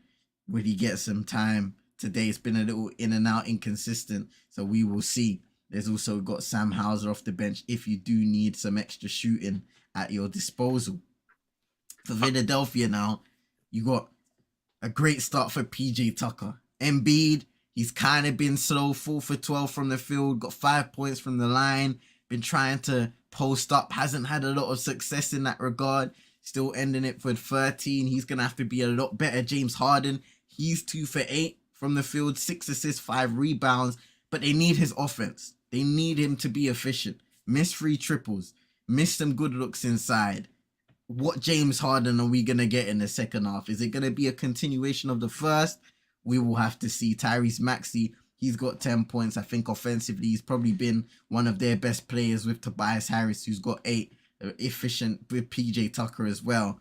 So it's been those guys leading the way for Philadelphia, but they're going to need to get back on the defensive end, get those stops once again. It can't be inconsistent as it has been in that second quarter. They need to get those stops and beat the blocks, getting those steals, getting out on the open floor and scoring those points, drawing those fouls. Because right now, that TD crowd is high and they're right behind this Celtics team. And as long as they have that noise, that positive energy inside the arena, you have a feeling that they can go forward and win this game. 100%, man. I mean, sorry, I'm eating right now, but the Sir. pace of the game is a key thing for me. Keep up the pace in the game, because Philly haven't come here to blow us out the water. It's happened once or twice in this series. But they've come here to frustrate, to make timely shots and slow the game down. If we keep up the pace, hit our shots, I think we win. And JB, and shout out to you, bro, because you did say JB woke up a lot in that second quarter. I was questioning it after the first, but you see 2 hustle plays to keep the ball in play. obviously making his shots. Now he's got 13. He's joining JT on the scoring in terms of giving in sort of the scoring load. And now we just need some bench points, as you mentioned. Derek White, Malcolm Brogdon, when they come into the game, they have to have some effect on the game offensively, get some points on the board, and then that should help the team overall. I liked what Rob Williams did on that last Embiid play where he decided, let me take over from Marcus Smart. Marcus Smart goes into the position under the rim. He goes out to Embiid and makes it and frustrates him with his length to be able to kind of stop him from getting an easy shot or try and post him up and maybe spin off of him to get that mid range, for example. So yeah, that was very interesting to see as well in that second quarter. So we need to see a bit more of that. Those are IQ plays where you're seeing a problem where you saw a problem. There was a mismatch. There's been a foul already that's come out of it. You don't want him to get another foul in quick succession. So let me take over. You switch with me, and we can get in there and see if we can make it a bit frustrating for him. Yeah, and gotta show some love. Even though he's picked up 2 personals, probably see him a little later in the third quarter. Al Horford has played some really good defense on Embiid, not letting him get to his spots. Mention those post ups. Embiid's tried to be physical, get in that low post area, but Al Horford has stayed strong, used his body to prevent Embiid from getting those easy fadeaways or those looks, just unsettle him in his own environment. So shout out to Al Horford, and he's been knocking down his shots on the offensive end. So you're getting it from both sides. For sure.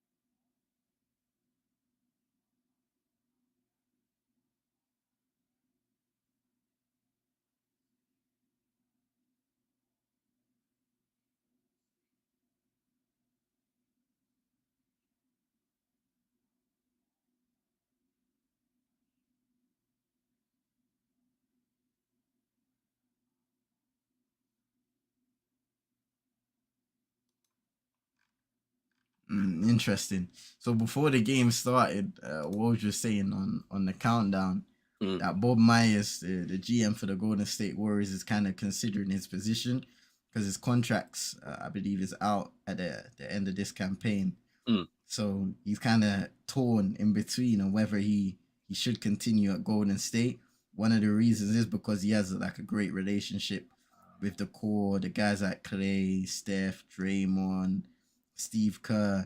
Yeah. He's been a big part of their championship runs in this dynasty and within the last decade. So it'll be interesting to see what decision he makes because there's been a lot of good. There's been some unfortunate situations when it's come to Draymond, some tough decisions that he's had to make in the end of the day. Yeah. In the last few years when it comes to disciplinary stuff or just whether it was KD as well, or even Golden State a few years ago. So it'll be interesting to see what happens if he stays on, and if he doesn't stay on, who becomes the new GM in Golden State, because it's a big summer for them. Yeah, because I was gonna say, with that being the case, wouldn't that affect some of the decision making they make in terms of Yeah. retaining contracts, or trying to retool their squad, because the Jordan Poole one is a very interesting one, because I think you can get more production out of the likes of Kuminga and Moody, for example. And Mm. you have an asset in Poole that you can trade to get some picks or something. Do you know what I'm saying? Yeah, and that's a crazy thing because Jordan Poole, his contract is kicking in next season. Mm, So it's gonna be difficult because let me look. So next year, 23-24, he's on 27 million. mm, Then it goes up to 29, 31, then 34 and 26-27 before becoming an unrestricted free agent at the end of the season. So it becomes an expensive asset to try and find a trade with if you want to take that route. yeah. But yeah, that is an interesting situation, and obviously with the Yeah. new CBA involved now, Mm-hmm. there's penalties on with the hard cap as well, and it's like, can they afford to retain some of the talent that they've had over the last 4 years or so? I don't think I so. mean, Draymond, there a lot of people were asking, well, what happens to Draymond with all of these contracts you're giving out? So he's the kind of guy that's been lost in getting these extensions because I believe Clay got one, Jordan Poole, Wiggins got his contract if I'm not mistaken. Mhm. So it's an interesting thing because even though you look at Draymond Green and say at times his production hasn't been there, like you can't see a Golden State with Steph Curry, with Clay, without Draymond Green. Yeah, He's been a massive, and even in this playoff run, his ability to play defense, his playmaking versatility. The game he had, I believe, was it game 5 where he was ultra aggressive, got 20 points. mm, You would like to see that more from him. But especially in the playoffs, you're gonna get that defense where he can switch on to almost any position on the floor and take those guys from the perimeter in the paint. His playmaking, dribble handoffs with the likes of Steph, with Clay to create open shots. It's integral to their offense, and they would have to rebuild that unless they find a like for like guy, which is probably rare in this scenario. I know yeah, a lot of people were saying Golden State should have molded Kuminga into that kind of role, or even Andrew Wiggins to a certain extent. yeah, But if he leaves, it's gonna be heavy for you to try and get somebody else to take over that role now because Draymond does it at such an elite level. You can't just expect a guy like even Andrew Wiggins, who has been there for a good couple of years now, to smoothly transition into that role. And even more so if it is Kuminga, who hasn't really had a lot of opportunities to play big minutes on a consistent basis in this Golden State team. and this is the thing that was surprising to me, right? Why wasn't Kaminga given more minutes?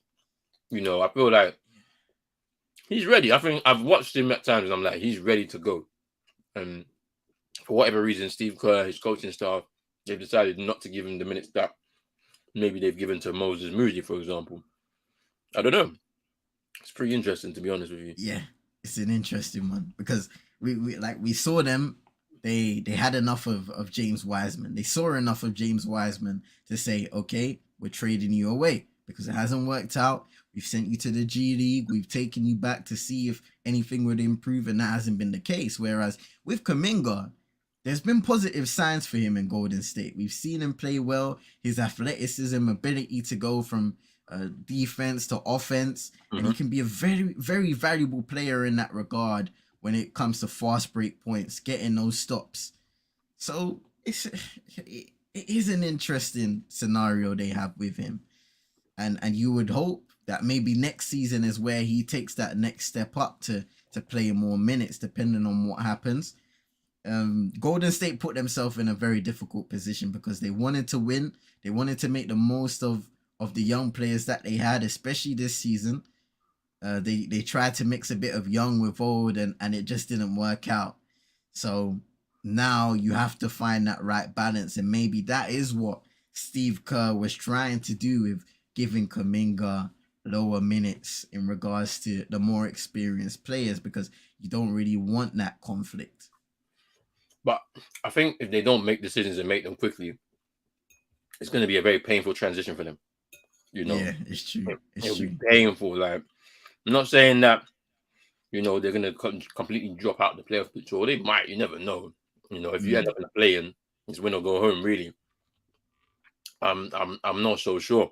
If they can afford to go with another rebuild, that's very painful in transition. Like, because all these teams around you, in the West, they're trying their hardest to try and do what they need to do to be able to challenge. So, you look at the Lakers, how they retooled mid-season. Obviously, they got some decisions to make, but I think they'll keep their core group together. You never know what could happen for them this season. They could end up becoming champions again. Dallas are going to come back. They've got some decisions to make and how they need to retool that squad. So because they need a center, they need a proper center, like and whatnot. Phoenix are going to come back, new owner. Yeah. Like, what I'm saying? He's going to try and make a statement. He's already made one statement by getting rid of their coach. Depends on who comes in there and becomes their coach and how that can kind of build a foundation for them to move forward and become challengers again in the West. The Grizzlies, there's moves they need to make. They've already made one by saying that Dylan Brooks ain't coming back. But yeah, it should be interesting to see what happens there. Second half has begun here in Boston. Philadelphia trying to stop the rot. 6 turnovers for Philadelphia. Tobias Harris knocks down a triple. Best possible start to tie the game at 55 apiece. Hey, big up NN, man. Hey, we spoke about Jar, man. We don't even need to shed no more light on that situation. You know what it is. But big up NN, man. Hope you're doing well. The day's been blessed. Big up NN still. Lovely fadeaway there by Marcus Smart. Falling away.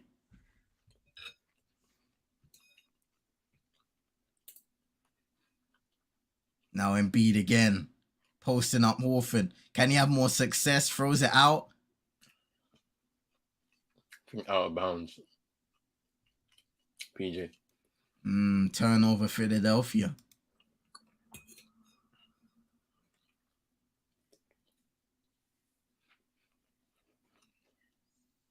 An interesting thing in game 6 is that Joel Embiid wasn't as aggressive as you wanted him to be down the stretch.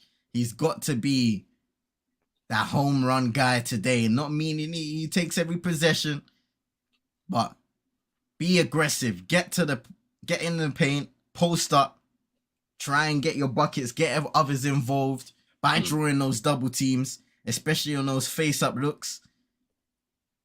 And more pick and roll plays with him and James Harden. Oh, stripped. Oh. Kick ball by Joel Embiid. Boston ball. And you can see, look, that was nice. But I mean, the positioning defensively is really good as well. They're not leaving either guy in the corner open, so it's kind of making it difficult for Embiid to make a pass, and he's kind of stuck. He doesn't know what to do. He can't get a kick out or anything. So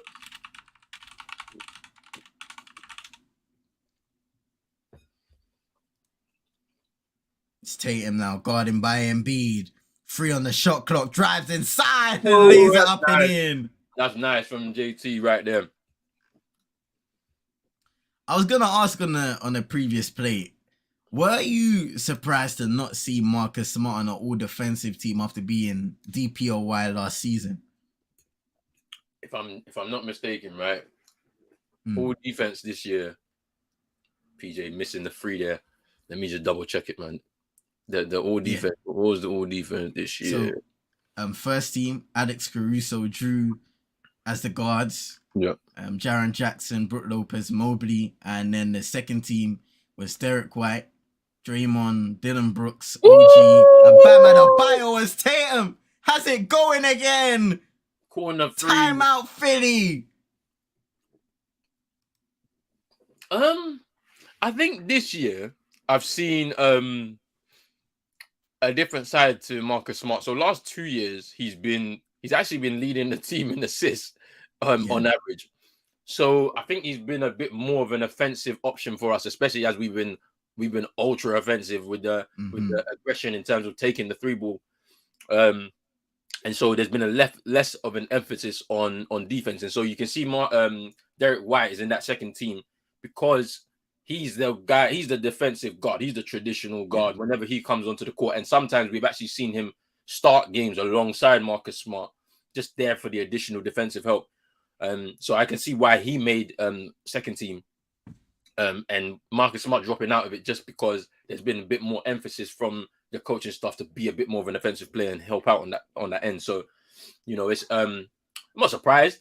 But he did win the Hustle Award though. So Marcus Smart. So maybe that Yeah. kind of balances out for him. Maybe Mm-hmm. I don't know. Yeah, and then you didn't get a 30-game suspension because I don't remember how many games I know you're suspended indefinitely by the Grizzlies and he was out for He a got few games. 8 games. He Okay, sat eight out 6. games. He sat Mm-hmm. out 6, so it ended up being 2 anyway in the end. Yeah. So he was given blessings in that regard because it was down the stretch, the final few weeks of the season, and he was allowed to play in the playoffs. So I feel like the punishment has to be a lot more fierce on him now because he needs to realize what he's doing is not just affecting him, but it's affecting his team. And I know it's the off season and everybody goes to do their own thing, but you're still representing not just the Memphis Grizzlies, not just the John Morant brand, but you're representing the NBA, the whole association. And these general managers, these front offices, the staff in the NBA, the higher ups, they don't take these stuff lightly. So they gave him an opportunity to rebuild and apologize and show that he was going to change the first time. The second time, I don't think it will be that lenient. Yeah. And the thing about it is, what's interesting there is like what Chino said, right? He's like, he's a star in this league. Mm-hmm. So the thing about it, they're gonna keep giving him chances. Yeah. I think he knows this. I think he realizes they're gonna keep giving him chances because he's gonna keep going. Like, and it's like he needs to realize that look, what he's doing is not right. The image you're trying to portray, you're not that. That is not you. So he just needs to stop and focus on that money because 195 million, you've lost 40 million this year. You didn't make all NBA. And it's not because of what you did on the court, but I'm sure 100% is what happened off the court. That is what's cost you all NBA. What do we always say in regards to Chino's parlays, fam? When the fun stops, stop. It's all fine being that top guy and getting those opportunities, but one day your luck's gonna run out. The money's gonna dry up. And who you gonna call then? Can't call your friends who's on Instagram Live with you, videoing your every move. Trust me. Can't call the Grizzlies because they won't want nothing to do with you no more. That's it.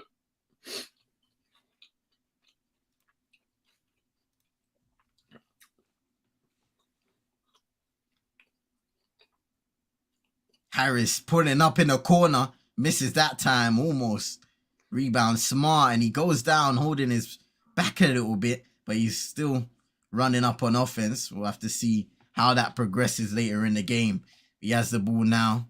Offense just setting up for the Celtics.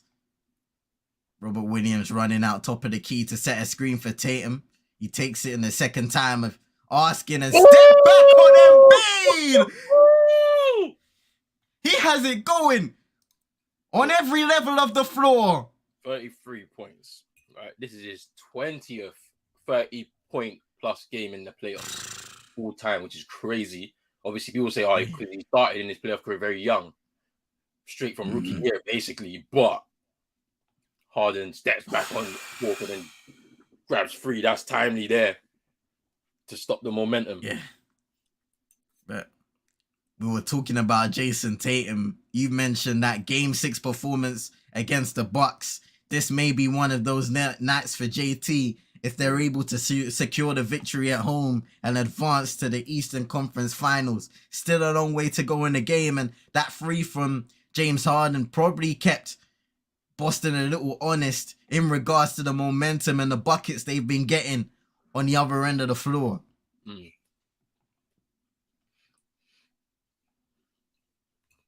I think this is something that all Boston Celtics fans have been looking for from JT in this playoff so far. It's a really good performance on all levels. Hopefully he can continue, but it's been really good for him so far.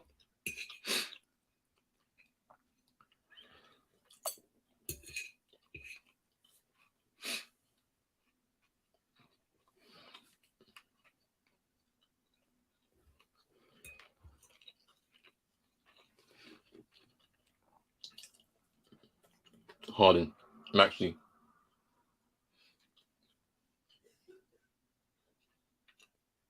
You have a feeling as Tyrese Maxey almost turns the ball over, 2 on the shot clock, and B from way downtown, that's an air ball and a shot clock violation. Good defense, man, from the Celtics. The thing that we've been talking about, and I'm hoping that they can continue this. They've done well again tonight. They did it well in Game 6. I want them to continue this. There needs to be a bit balanced in terms of how they play. Yes, you can rely on the free ball, but Joe Mazzulla's definitely told them to lock in on defense. It's important because that's how it's going to keep you into games. It's how you're going to stretch leads and whatnot. I was going to say, just before that play, you have a feeling Tyrese Maxey will have a moment in the game, maybe in this quarter or even in the fourth, where he catches fire as Tobias Harris misses another corner three. Yeah, for sure. It's Watford. Out to JB for 3. Knocks it down. So we talk about Boston's brilliant three-point shooting tonight. Philadelphia, 7 of 22 from downtown.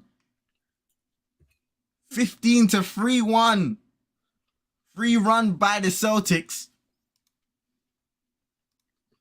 Good block there by Wolford. Wow. 70-58 lead at home. Al Horford locked in defensively. Man like Tito Horford high-fiving everybody around him as his son. You see, I know people will talk about Tatum pulls up again for 3! My goodness! Timeout, Philadelphia! Tatum is on fire! Let's go, JT! This is what we're talking about! This is what we're talking about! Don't play with it! Scream by Horford! Maxey behind the play! Tatum wide open for the triple! And we know this story.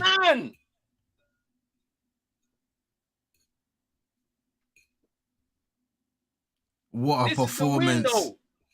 Don't waste your window. This is your window. You failed last year. Only just. We're going again. Big up Samanj. Come on. Warren, gas. Man, what a performance. And you feel like there's going to be more to that. I mean, Philadelphia, they need to find an answer and quick. I was speaking about Al Horford, how locked in he's been on the defensive end, playing Embiid. You got 2 fouls in the first half, had to come out the game. I think Robert Williams did a good job at times. Marcus Smart had to play defense on Embiid. But really, Al Horford, he's kept him quiet because Embiid right now, 4 for 15 from the field. Hasn't scored a point thus far in the second half. And that's it. That's damning. You know, when you limit Embiid specifically, it can become a bit of a problem. Do you know what I'm saying? Like, it can become a bit of a problem where they're funneling a lot of their offense through him. And if he's not unable to hit shots, I think it also brings down the rest of the team. Because Harden today, non-existent. We didn't know what kind of Harden we were going to get today. And we mentioned this before. It was like, hey, Harden's had 2 good games in this series, but for the most part of it, he's been non-existent. And we've spoken about the narrative of him in the playoffs and how well he does. And he's showing it again tonight. Maxi has been good in a couple of games, not in all of them. Tonight, an off night. You know, PJ Tucker and Tobias Harris getting their stuff off early, and it's kind of now broken down a little bit more for them. So now you're just looking and relying on your MVP. And if he's not hitting the shots and if he's being doubled, if the defense against him is really strong and aggressive and he's struggling, then what answers do you have? Like, this is a big call for Doc Rivers, and I don't think he's gonna make it, quite frankly. But if I'm him, I'm giving Tyrese Maxey the ball, bro. I've seen enough from James Harden at this point to know how he's gonna play tonight. And yes, you know, you could come and do a JT and have a clutch fourth quarter. But for me, the game 7, we're in a position now where it's 58-73. That lead is only going to continue growing for the Celtics if they continue playing the way they are. I'm making that switch and saying, Maxey, I want the ball in your hands. You've only taken 6 shots tonight. You've made half of them. 10 points. One more than James Harden, who's 3 for 9 tonight. Yes, he has 6 rebounds and 6 assists, a steal and a block. But you need a jolt of offense. Embiid is struggling, stuck on an island with Al Horford, who is not letting him have an ounce of space. Harris, he's knocked down some of his shots, 1 for 5 from 3. Tucker, he did his job in the first quarter. You don't expect to get those points as Philadelphia turn it over again out of the timeout. You don't expect PJ to continue that scoring output. So who else is going to step up? They need at least 2 guys as Horford misses a triple. And B gets the rebound. Who is going to step up for Philly? Otherwise, it's going to be an extremely disappointing end to the season. And we've seen this before. Yeah, we've seen it from them before. And this is why they keep speaking about Doc Rivers and, you know, his record in game 7s, for example, not a great one. His record in game 6s, not a great one. A lot of people saying that home game was their opportunity to go and advance to the Eastern Conference Finals, and they weren't able to do so. Horford out to JB. Knocked down the 3. When it rains, it pours. And onto your point, look what the Lakers did the other night. They're on home court. They understand the importance of winning that game. They got it done. 21-3 Celtics run. You look at Denver, for example. Yeah. Game 6, your opportunity. You take it at home. Or away from home. You look at Miami, the same thing. Game 6 situation. Take it at home. So you got home court advantage for a reason. Take it. But man, I mean, this 21-3 run, if we go to the end of the game, we'll probably be looking at this as the reason why Philadelphia may lose this game, unless there's a big run and there's still a massive opportunity for them. 4:53 to go in the third, and then you got the 12 minutes in the fourth quarter.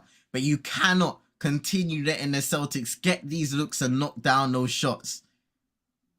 Where are the defensive stops? Harden now turns it over, throwing it out of bounds and flopping to the ground.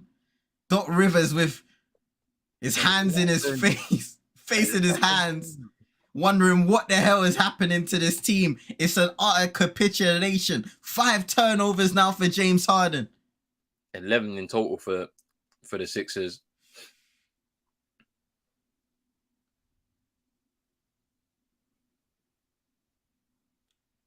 Backcourt violation on Philly. Harden didn't get over in time. When you say it rains, it pours. It really is pouring right now for the Sixers. Everything's falling apart right now. Wow, let's look at this again.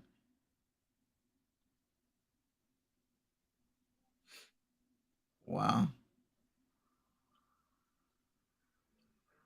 Now Harden's on the bench, and I think now, perfect time. Oh, Boston for 3!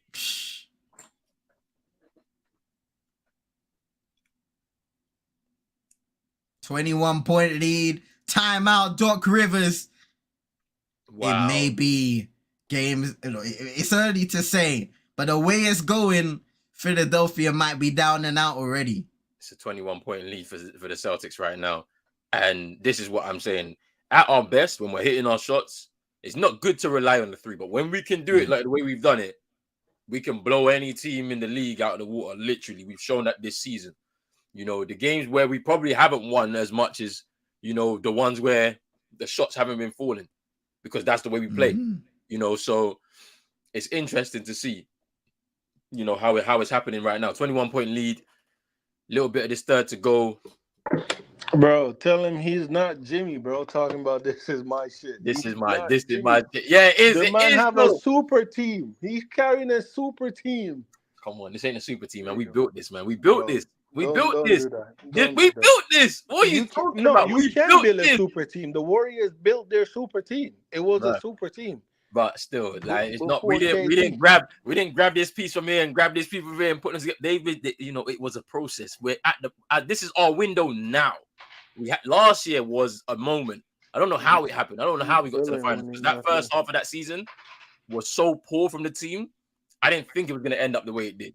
So, we were lucky. But this time around, bro, with another year under their belts, the core group together, and you add a piece like Malcolm Brogdon in there, this is the beginning of that window.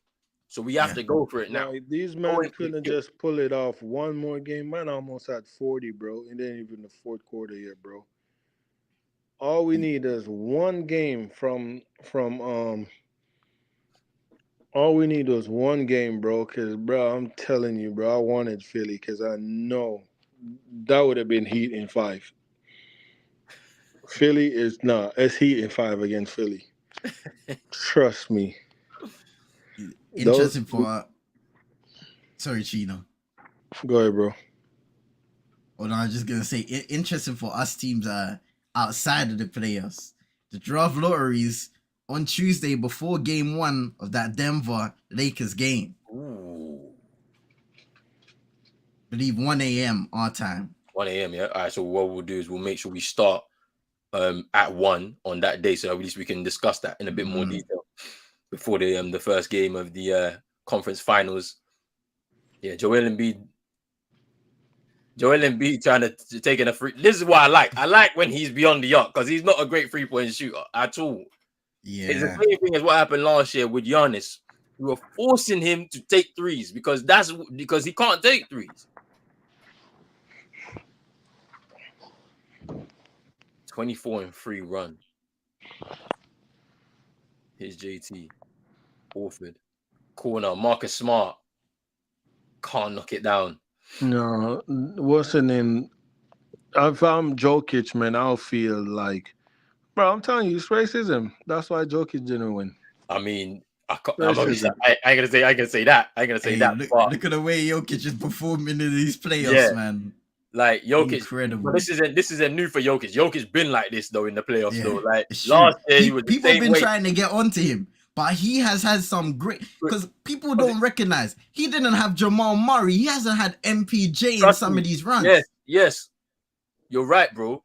He didn't. Last year there was no Jamal Murray. Last year there was no Jamal. He had to rely. Was AG even there last year? I don't think so. I don't believe he was. Yeah, I think so. Yeah, he was. I mean, Draymond was getting in scraps. Okay, fair enough. But this team has been far from full strength for the last couple of years of his MVP campaigns now. Because look at this, and I feel like that's why he won, because he showed like he can carry a team, because he was carrying bums. And I feel like that's one of the reasons why, too, apart from the racism, why they didn't give it to him this year, because they felt like he had more. He had more around him. But you know what I'm saying? So he's won more games than he's lost, I think, in the playoffs. Like if you talk about just the run that they've got.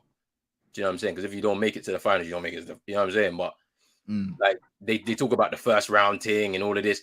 Like he didn't lose many games in the first round. Like, do you know what I'm saying? Like when you compare it to the wins he's got now. More wins in the playoffs than losses is crazy right now. No, Philly is rubbish, man. I can't believe they're going out like this. Thank you. It's a disgrace. Honestly, it's a disgrace. Hey, you man are saying it's a disgrace. This is what I wanted to see. Fam. I wanted to see this capitulation, Bro, bro. This is what I nah. wanted to see them. I know you're loving this, fam, but Look, these Embiid man, said it. Embiid said it. This is not a rivalry. They always kick our ass. Come on, man, and it's our fault. it's come to life again. It's our fault. We ain't done what we need to do. We ain't done what we need to do. I mean, the game, Atlanta, 6 games against Atlanta. Come on, hey man, the script is scripting right now. That's my script right now. Lakers Celtics finals. That's what I'm thinking. Then you got to try and contest with LeBron, AD. Tough one. Because I don't know about it. I don't know if if Denver can dispatch the Lakers like they did the Suns. Because I think with the Suns, no depth is what killed them. And then if your 2 elite scorers are not shooting like on the level that they were or have been, then it's all gonna fall apart for you. Whereas now there's a different beast. You've got a genuine defensive threat in the paint against Jokic with AD if he can stay fit through the series. You have LeBron James, experience, wants to push himself to another NBA Finals. Because how many is he? This will be his 11th if he makes it, I think, in his career. You know, you got D'Lo, you got Reeves, like, to contend with, Hachimura to contend with, Lonnie Walker's come back into the rotation to contend with. Like, it's not going to be as easy. You know what I'm saying? So that's going to be, but hey, bro, I can't wait because it's going to be fun to watch. It's going to be lovely to watch. And then obviously, if the Celtics can get through here, me and Chino get to renew our rivalry for another year.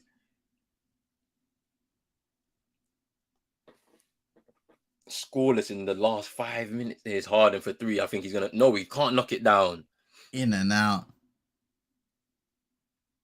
I think the Celtics just keep the pace up, man. Don't let them ride. Haven't scored a point in almost half of the third. 6 minutes, equivalent to half of a quarter. And Derek White, sit down with the triple. Man.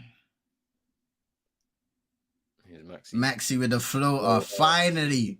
Wow. Took most of this third for them to get anything in to the bucket. It's crazy.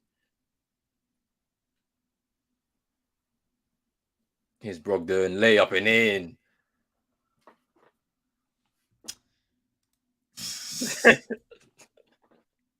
Hey, I can't lie, yeah.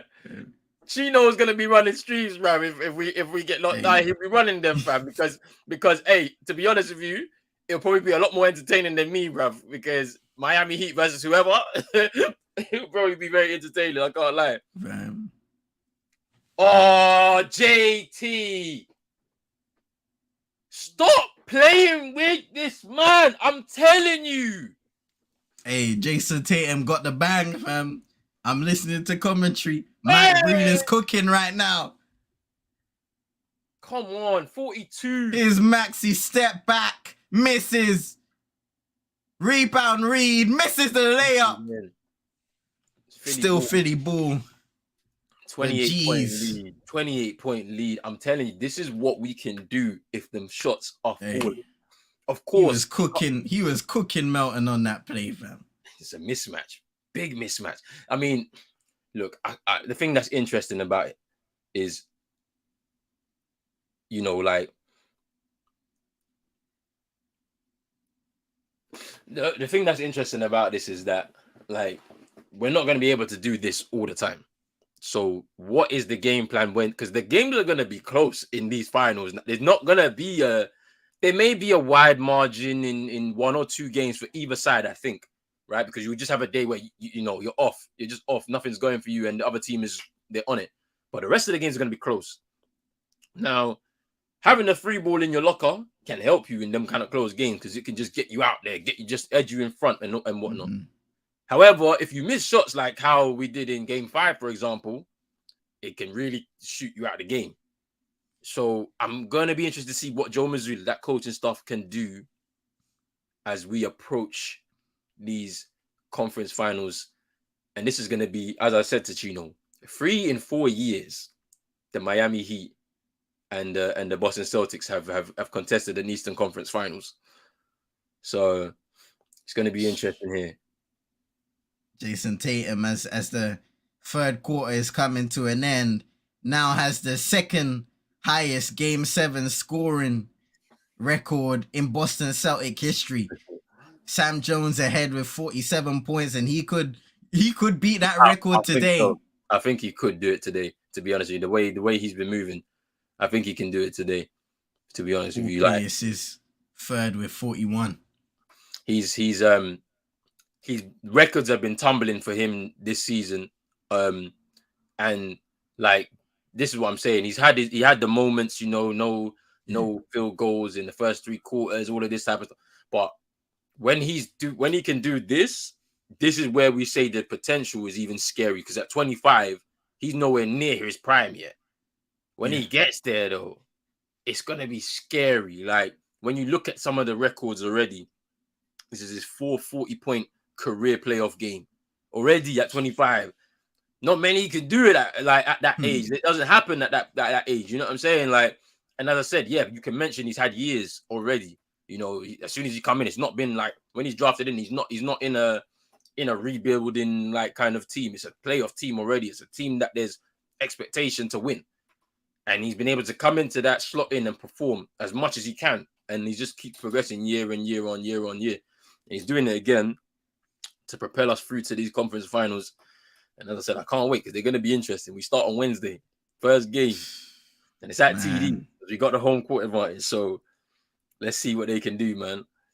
And go on, bro. Tonight, 11 turnovers for Philly, only 4 for Boston. So not only have you been playing great elite defense, but you've kept the ball, you've protected it, and you've punished Philly on the other end, getting those points offensively. I mean, I can't speak enough. That Jason Tatum's performance, brilliant. But I can't speak highly enough of Al Horford today, man. Marcus Smart has done his thing. JB, you've seen some hustle plays from him, but the ability to, for most of the game, keep Joel Embiid quiet, and he's been aggressive. He's early in the game, he was looking for that post up.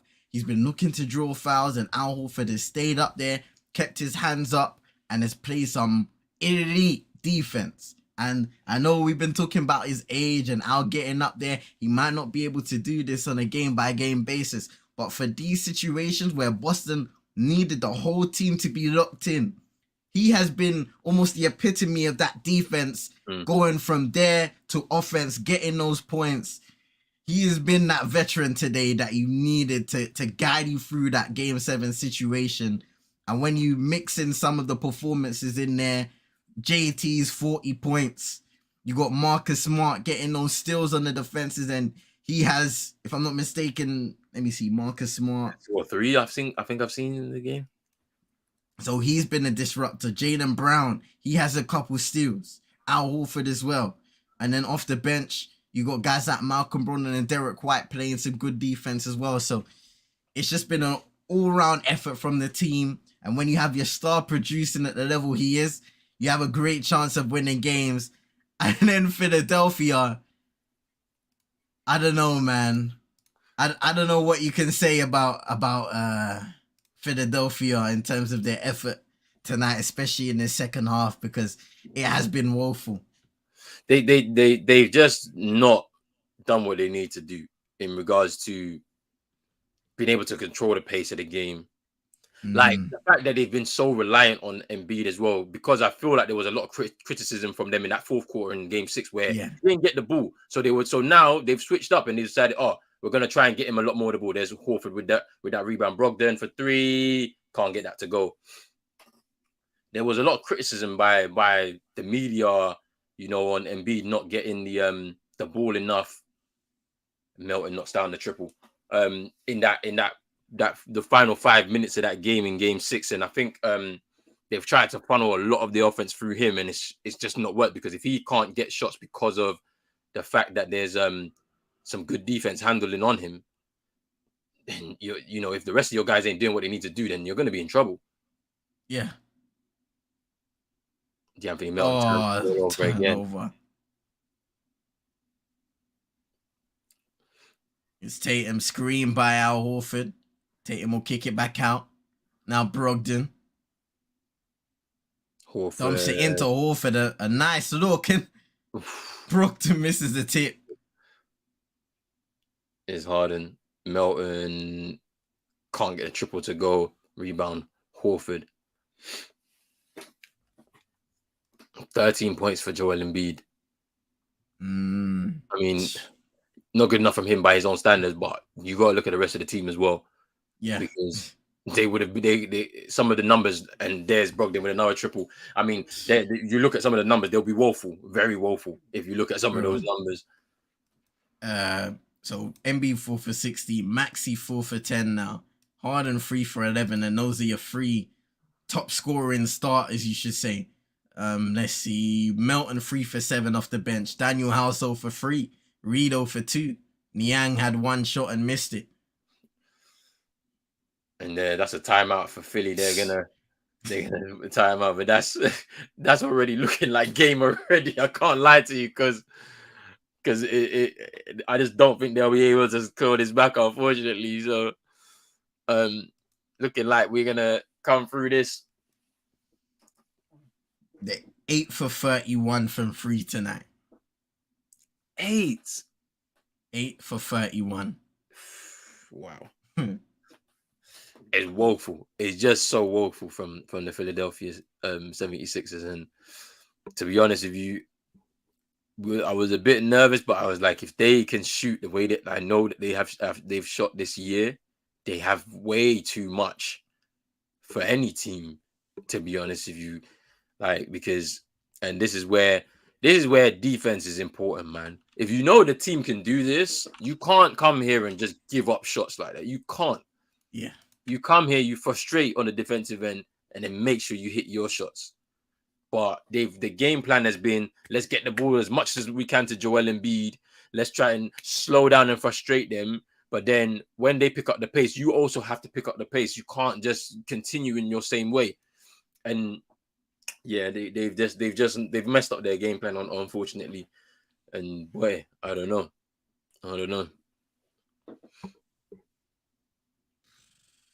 Man, oh man. Big up, man. He's going home. He's gonna sleep right now.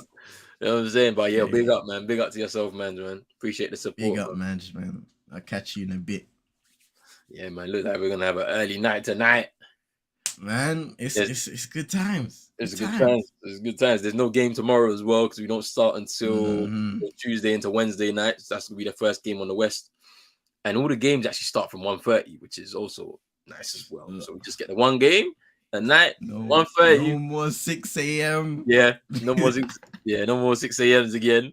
And I think it's gonna be the same time. You know what I'm saying?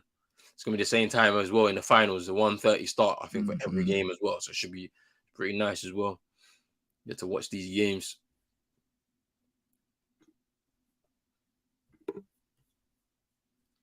Celtics with a 40-10 playoff game. Larry Bird, John Havlicek, Paul Pierce, and now Jason Tatum. Them records have been tumbling, man, for JT all season.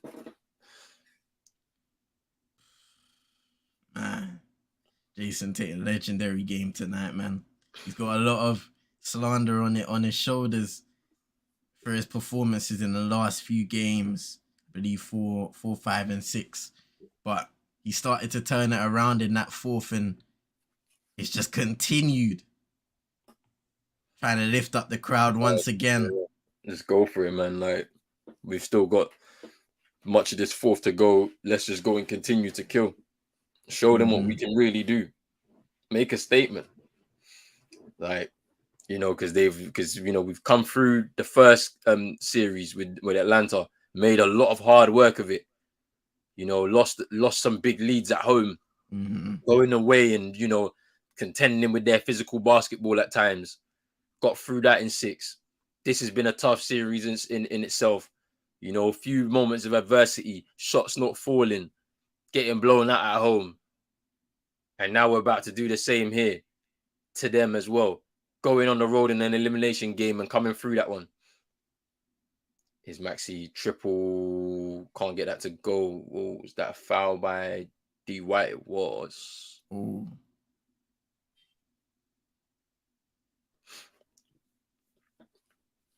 And I was saying it like we're gonna have to do it the hard way, and we've done it. We're doing it the hard way right now, and if we need, it's gonna be an almighty series again with Miami. I think a little bit different in terms of the dynamic now this time. Because Kyle Lowry is no longer a starter like he was last year. Bam is a lot more of an offensive threat this year, so we have to contend with that. They have experience with Kevin Love in there as well. He's been at that level at that stage in his career many times.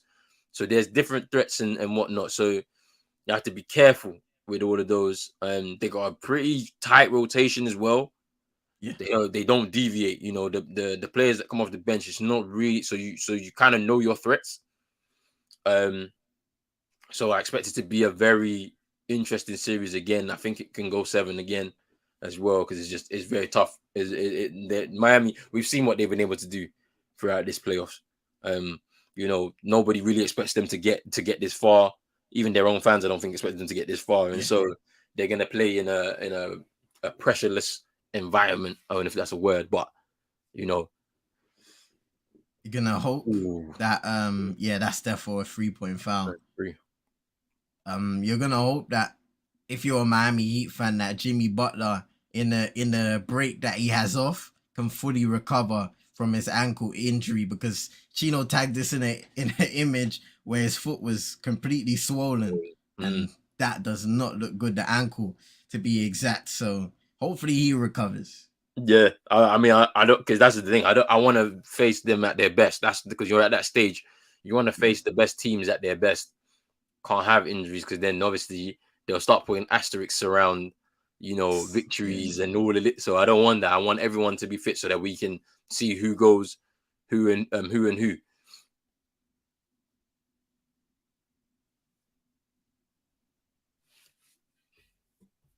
Big up Moss as well. He's saying looks like Celtics and Heat. And yeah, Chino who didn't want to be in it. But yeah, big up to yourself, Moss, man. Enjoy the sunshine and that this for your day today. Is Embiid layup and in. Lakers Nuggets as well. Yeah, going to be a good series, that one as well.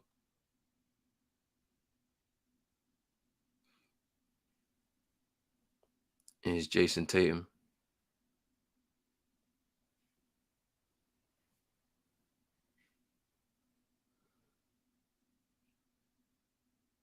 Oh, lays up and in. Just goes around the screen. Goes around Embiid as well. Easy. It's just effort. The simple effort we haven't seen from Philadelphia in block. the second half. Was a goaltend. Yeah. Yeah. Let's have a look at that. Let's see. They're showing the Tatum play. Just driving right around Embiid.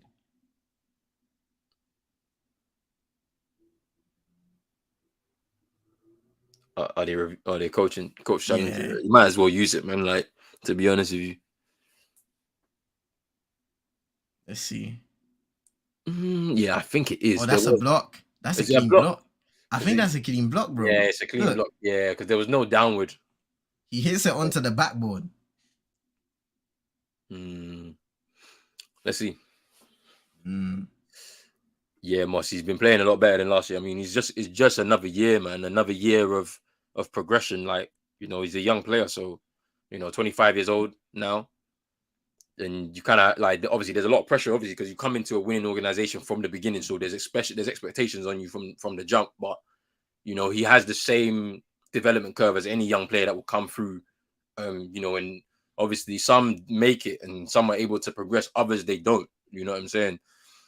Good thing about him, he's coming to a good environment and one that is wanting him to thrive. So now you're seeing the rewards of it, but it's going to be even scarier if he can continue in the same climb he's been going. Because, like, I don't know, I think he's eclipsed like some of the best players in the league. He's already eclipsed their first 6 years in the league. People like LeBron, people like Steph that have had years in this league. He's eclipsed them in terms of just everything, points per game, assists, rebounds, like, you know what I'm saying? And like, we live in that era of social media slander. So, they've got the videos already ready if he has a bad game, but he can put in the game like this and then everyone keeps quiet type of thing. And he said it himself after the game 6 that, humbly, I'm one of the best players in the world. And I think he truly believes that because he's shown that, at points this year. So, we were talking about him for going for an MVP. I thought this year was his year to go for MVP. Genuinely thought it. Like I was a bit too. I was a bit gassed. Like last year, I mentioned it, but I was like, yeah, this year you can. Like you shown enough last year. Could have taken us to a championship. Unfortunately, didn't happen. But this year you can. If you could play like this, then you can for sure. So, man, be eyeing up that finals MVP. You got the conference finals MVP before. yeah. Now he's eyeing up that finals MVP, possibly if they get past Miami, which is no easy task. For sure. The Super Nick saying, I saw a comment saying Trossard and White were still playing for Brighton. You can say that Jorginho's still playing for Chelsea right now because he's not helped them at all since coming in January. In all honesty, like I thought it was a smart signing because I'm like, all right, you need winners, you need experienced winners around in the squad, like just to kind of push you over the line. Yeah. But then I felt it was kind of strange where like Arteta maybe didn't use him as much, like a little bit strangely. I don't know why. And then and it's like you speak about the leadership, bro, and that cannot be like understated because for Arsenal in these last 2 years now, they have capitulated good positions, whether it was getting back in the top 4 last year and now being in a title charge. So when it's all said and done, because I think the league is over for them, Manchester City will probably close that out next week or definitely week after. But if you're looking at it, 3 of the 4 quarters in a season, if you want to look at it from a basketball context, 3 of the 4 quarters, they were superb. They did what they needed to do to be in that position to take Manchester City. And to be fair, Manchester City haven't been their best this season. But Arsenal have taken advantage of that and they were in pole position to win the league. The 4th quarter now, which I feel like is still an issue for this team, mentally, they're not able to handle the mental difficulties and the pressure that comes with the games down the stretch and the almost the permutations of what could happen and what wins, losses, and draws means against those relegation sides against the top teams. Yeah. And it was the same last year. It's the same again this year. So I'm looking at guys like Granit Xhaka. I'm looking at Thomas Partey. I'm looking at Zinchenko, who's coming from Manchester City. Those kind of leadership figures who should be doing more to calm down the younger players and get them composed for moments like this, and they're not quite there. Even Jorginho, like you said, bro. They need to find a way to fix that. You mentioned Xhaka, and I'm like, 3 years ago, their fan base wanted him out. He took the shirt off, threw it on the ground, took the captain's armband and threw it at the bench. And I'm like, are you sure this is the person you want to, to kind of... and obviously last year, he was actually rumored to leave. I think he was even looking for options to leave, and then they signed a new deal, a 4-year deal. So I don't know, man. It's interesting. The thing about it, they have to improve their squad a little bit more, bolster it. I think you give Jesus another run as your main striker, but you can't rely on him for goal scoring. So it's interesting, man. Yeah. But I think you run it back again another season but I think the midfield right back, they need a right back for sure. I think Tomiyasu is good, but they need better because you can't have Ben White playing out of position. Tobias Harris in the mid range there. But yeah, pretty interesting. Man, shout out to Eddie coming in from Hawaii. Big up to Eddie, man. Yeah, man. Big up to yourself, Eddie. I hope you're having a good day so far. You know what I'm saying? Watching the NBA basketball. Please make sure you hit a like and a subscribe on both Pros Only Sports and CM22. We're covering the NBA playoffs right now. 50 ball for Jason Tatum. Wow. How much is John Havlicek's record? Is in playoff points. It's 50 Is it? 47. Oh, I think. yeah. Yeah, he's Okay. eclipsed it. He's eclipsed it. So, yeah, he has the 51 points. record now. He's got the record now. Wow. Gets the triple over Embiid as well. 50 ball for Jason Tatum in a game 7. He's actually eclipsed the performance from Steph as well. You know, earlier on. Yeah, oh yeah. Because he got a 50 ball. And there's still so much time as well in this game. Let's go. Let's kill them, man. Okay, so Havlicek check had 54. Oh, yeah, so 54. Tatum, yeah, Okay, in so 1973 Eastern Conference Semifinals against the Hawks. But he's on his way. There's an opportunity here. 4 more points and he gets it. And then is in all caps. He's heated. He's saying he's happy because Doc's getting fired, but we know NN is heated, fam. All caps. It's big. He's saying we're gonna get Dame. Dame. You want Dame? Yeah, if you want Dame, trade Tobias. I think there's interest in because I think Harden. If you want Dame, Harden's got to go, but Harden ain't gonna want to be in Portland. I know that for a fact. Hey, Tobias definitely has to go. I mean, come on, you traded away Jimmy. Man, what a disappointing end to the season. Tatum for 3. Misses that time, but an offensive rebound, smart. Brogdon, layup and in. Aggressive.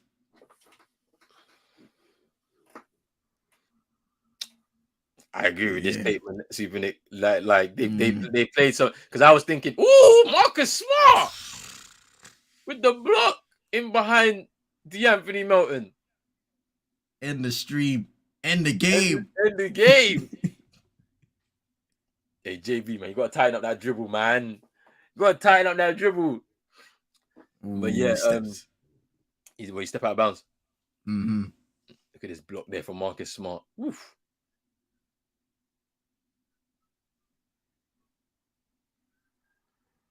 Tobias Harris is scoring, but this is too late for you, man. It's too late. Yeah. Too late. I said to Super Nick earlier, yeah, the biggest OBO woman in world right now, fam. Keep her away from our rising stars. Ooh, JB nearly got fouled, I think. Hey, don't hurt that hand now, fam. Don't hurt that hand, JB.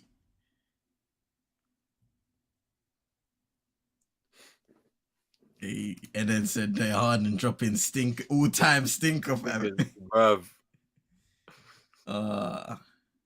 Eating 4, saying NN. Can't let us win 2 out of 4 games in your yard.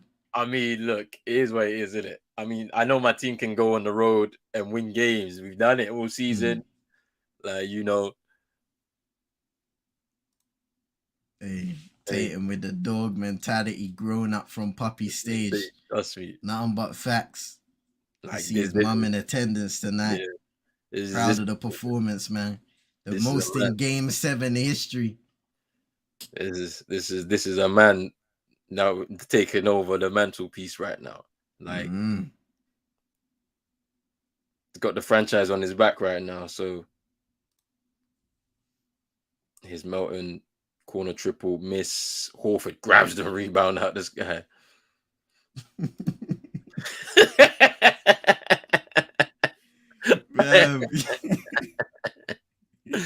Hey, Vines didn't get his perfect 3 for 3, fam. His feet. Boston prevail.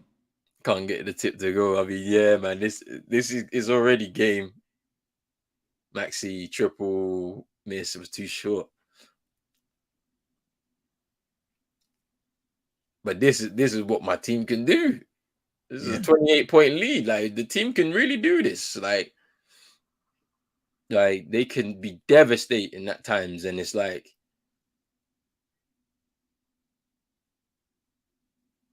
JB mid-range. Hey, JB said, "Let me get mine, fam. You got your 50. Let me get mine." 23. this is what we can do on any given night. Like it can be like this, dangerous, like devastating. And this and it's like, of course, I'm not expecting this to happen at all, really, through that series with Miami. It's gonna be tough, close games. They're competitors, like they're not gonna rest. And we need to beat them and be at our best to get through to the finals again. And that's what I want. I want back-to-back finals. And then after that point, it's like whatever goes, goes. Like, and whoever we face, to be honest with you, as I said, my script is the script I want. I want the Lakers if we was to get there. I would like the Lakers. I don't want them. I don't want to see them. Because Jokic Jokic is gonna be on. He's on an all-time run right now. He's literally on an all-time run right now. Have you seen the last 10 game stats, bro? His stat line for the last 10 games is nuts. I don't want to see that guy. Because if Jamal Murray and them lot don't want to score, he'll do it himself. He'll put up 50 himself. They don't want to do their thing. It's funny, yeah, because they put out, I think ESPN put out a post. The last 2 times the Nuggets and the Lakers faced off, Kobe Bryant won a championship, and it was the NBA bubble. LeBron James and AD delivering for the Lakers all those years later. That's what I'm saying. This is what I'm saying. Like, so it could happen. It could happen. And I need revenge as well from the bubble too. I need revenge from the bubble too, because the Miami Heat beat us in the bubble. I need my revenge, man. Last year weren't revenge. This has to be the revenge for it, because I want to prevent that Lakers and Miami matchup. Man, Philly they know it's over now. I feel like Boston are trying to get Jason Tatum the record. Yeah.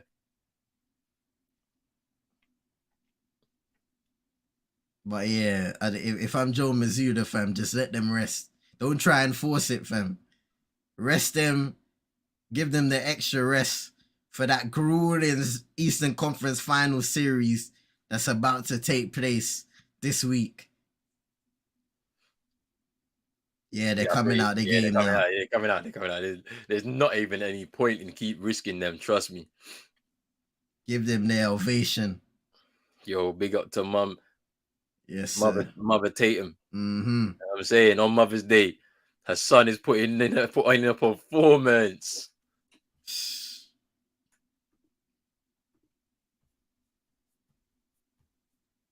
50. Brogdon misses that time. That's it, most valued. High vibes is going in on Embiid, fam. But NN stressed as well. Trust me. Fam, talking about the slant. Oh boy, Embiid, man. Hopefully, on Embiid's side, man, I want to see him bounce back, because it's always gonna be tough for you when you win an MVP. Jokic has gone through it this year, where you've won a couple MVPs, and now people are starting to get tired of you and turn up against you. And he's been able to come back it up in the playoffs, but unfortunately now it's more heartbreak for Philadelphia and their fans, who I know Philadelphia fans, they're gonna be going crazy tonight. And they might not. They might have more like good feeling for Embiid because of what he's delivered this season in the MVP. But for guys like James Harden, I know he's gonna get it as Jaylen Brown fadeaway shot. Harden's gonna get it. Maxey, he's probably gonna get it as well, even though he's a guy who's given them a lot of joy this season. Tobias Harris, he's gonna get it. So there's a lot of guys on this roster who, again, we're speaking about Golden State and how big of a summer offseason it could be for them. It's going to be a big offseason for Philadelphia. Because it's like, we don't even know like who they're going to, like, we don't know what's going to happen. But yeah, all the starters are coming out now with 2 minutes, 4 seconds to go. Every season is one less year you have of a prime Embiid. And he has a lot of injuries. He had a lot of injuries at the start of his career. And those are only going to start piling up and racking up as he gets older. The thing about it is but then we don't know what's going to happen as well with Embiid. He might decide he wants to leave. He might decide there's no protest anymore. I know Chino might come and say, "Give me Embiid! Give me Embiid!" He wants to pair up the Jimmy Butler Embiid again, like this time in Miami. because that would be a 1-2 punch though. That puts Oh them yeah. right back into, you know what I'm saying? And then you've got Bam at the 4. But the thing about it is, I don't think they can get Embiid without letting go of somebody like Bam, for example. I just can't see it happening. You know what I'm saying? I just can't see it. So Philly would probably end up getting Bam and then some pieces around that.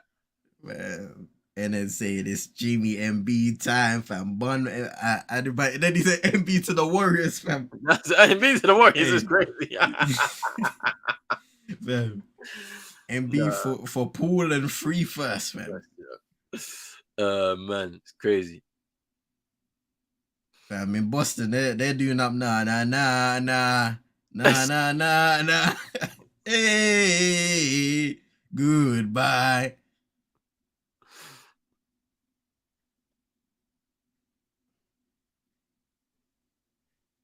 Bro, fam. And then said, to be fair, nah, because Vibe said, Joel Embiid's mom said it ain't Mother's Day, fam. I don't know whose son that is. And then came and said, hey, Mother's Day in Cameroon, fam. And she's a Cameroonian citizen. Man, it's funny as well. 84 to 112. At one point, it was a 30-point lead, or at least damn near. A classic Game 7 beatdown. I remember, was it Phoenix that it happened to last year that just got absolutely annihilated in a Game 7? But it's happened to Philadelphia this year.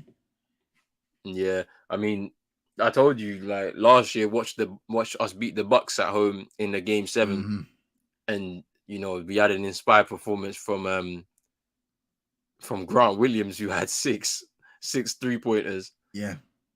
Tonight was Jason Tatum's night in this Game 7, and we're just running out the clock. We're gonna run this down, and we're gonna be in the Eastern Conference Finals once again.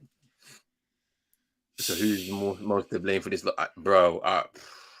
You know what? I'm gonna go straight up, and I'm gonna say it's multiple people. I'm gonna say it's Doc Rivers once again, because he didn't make the adjustments in time to give Philly the best chance to win. I'm gonna say James Harden, because he has been absolutely inconsistent in this playoff run as it is. Having 2 good 40-point games is not good enough if you want to win a championship.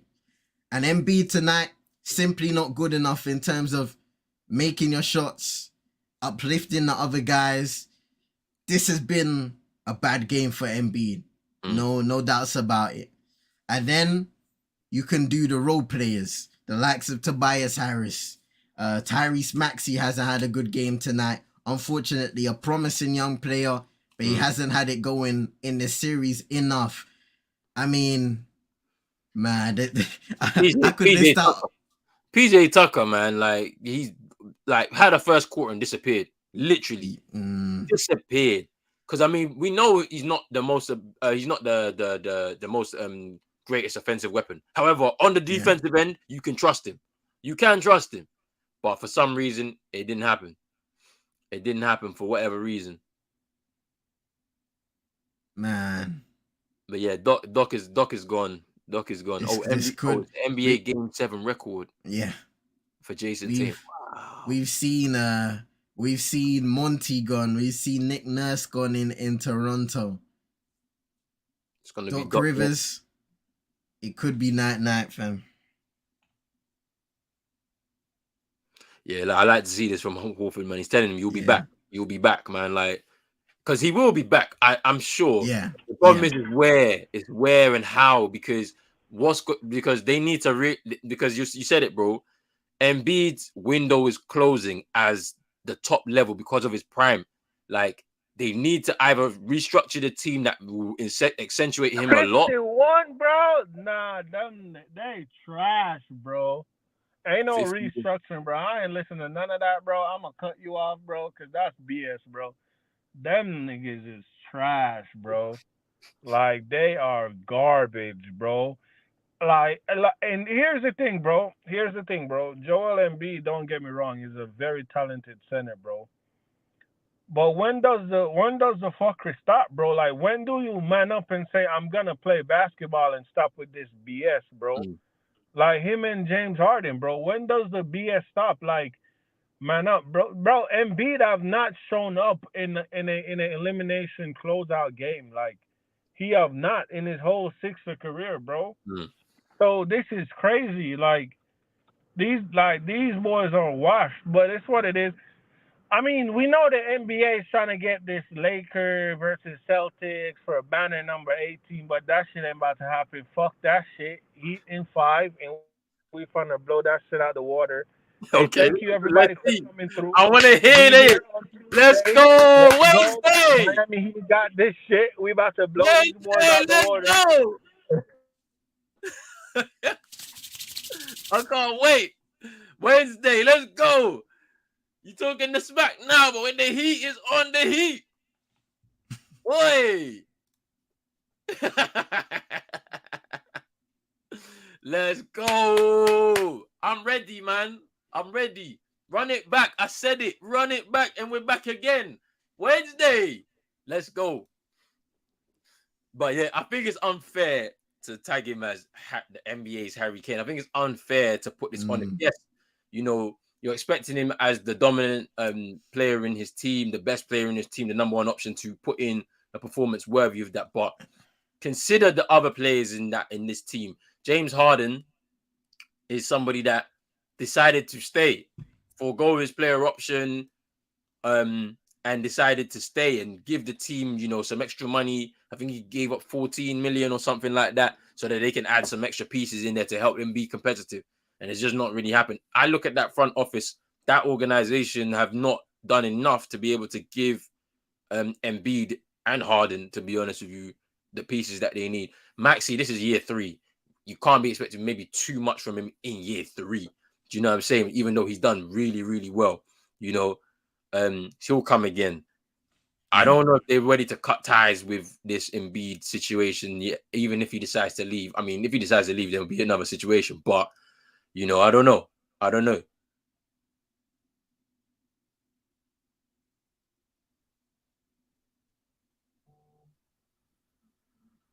But yeah, I can't wait, man. Wednesday.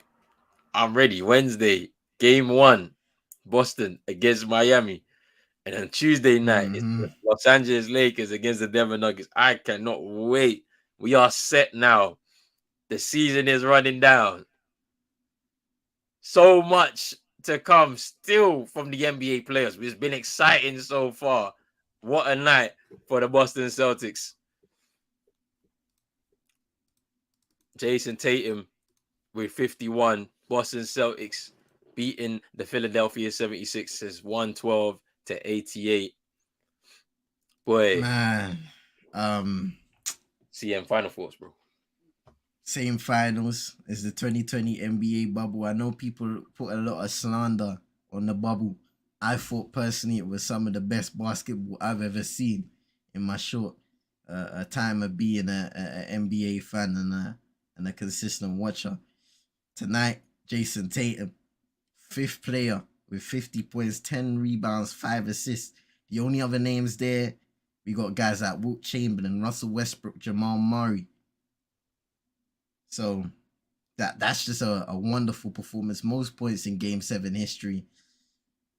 And he's going to have to bring that fire in the conference finals against Jimmy Butler and the Miami Heat. And then the Western Conference, starting on Tuesday, LeBron James, AD versus Jokic, Jamal Murray, and the Denver Nuggets. We have some fire series on deck. And it's going to be the conference finals. It's going to be the NBA finals, whoever makes it there. Ladies and gentlemen, I want to thank you all for the support over these streams. As always, big up Ronan, big up Chino for being here. Got NN, Guarin in the cut, Super Nick, Vibes. So many Eddie coming in. A new guy from Hawaii, so shout out to you, Moss, Manj. So many guys, man. Drizzy on deck. Yank. Big task at hand. Yep. Shout out to everybody that's supported over these streams, and I can't wait for the conference finals to begin, man. Yeah. I mean, yeah. CM has said everything. You already know. Big up to Chino as always. Mm-hmm. We'll be back. Obviously, no games tomorrow, so a bit of rest. Tonight we're also early, so you get yourself some rest, man, because we all need it. I'm saying we'll start the week strong tomorrow. No game tomorrow night. Back on Tuesday, as mentioned before. It's going to be the Denver Nuggets versus the LA Lakers, and then we begin Eastern Conference action in their finals, and it's going to be the Celtics against the Miami Heat. So make sure you stay tuned for that. We'll be back on Tuesday, people. Make sure you're hitting the like button on both streams, hitting the subscribe button on both channels, hitting the notification bell so you know when we go live through these NBA playoffs on both channels. We're out in a bit, people. Peace.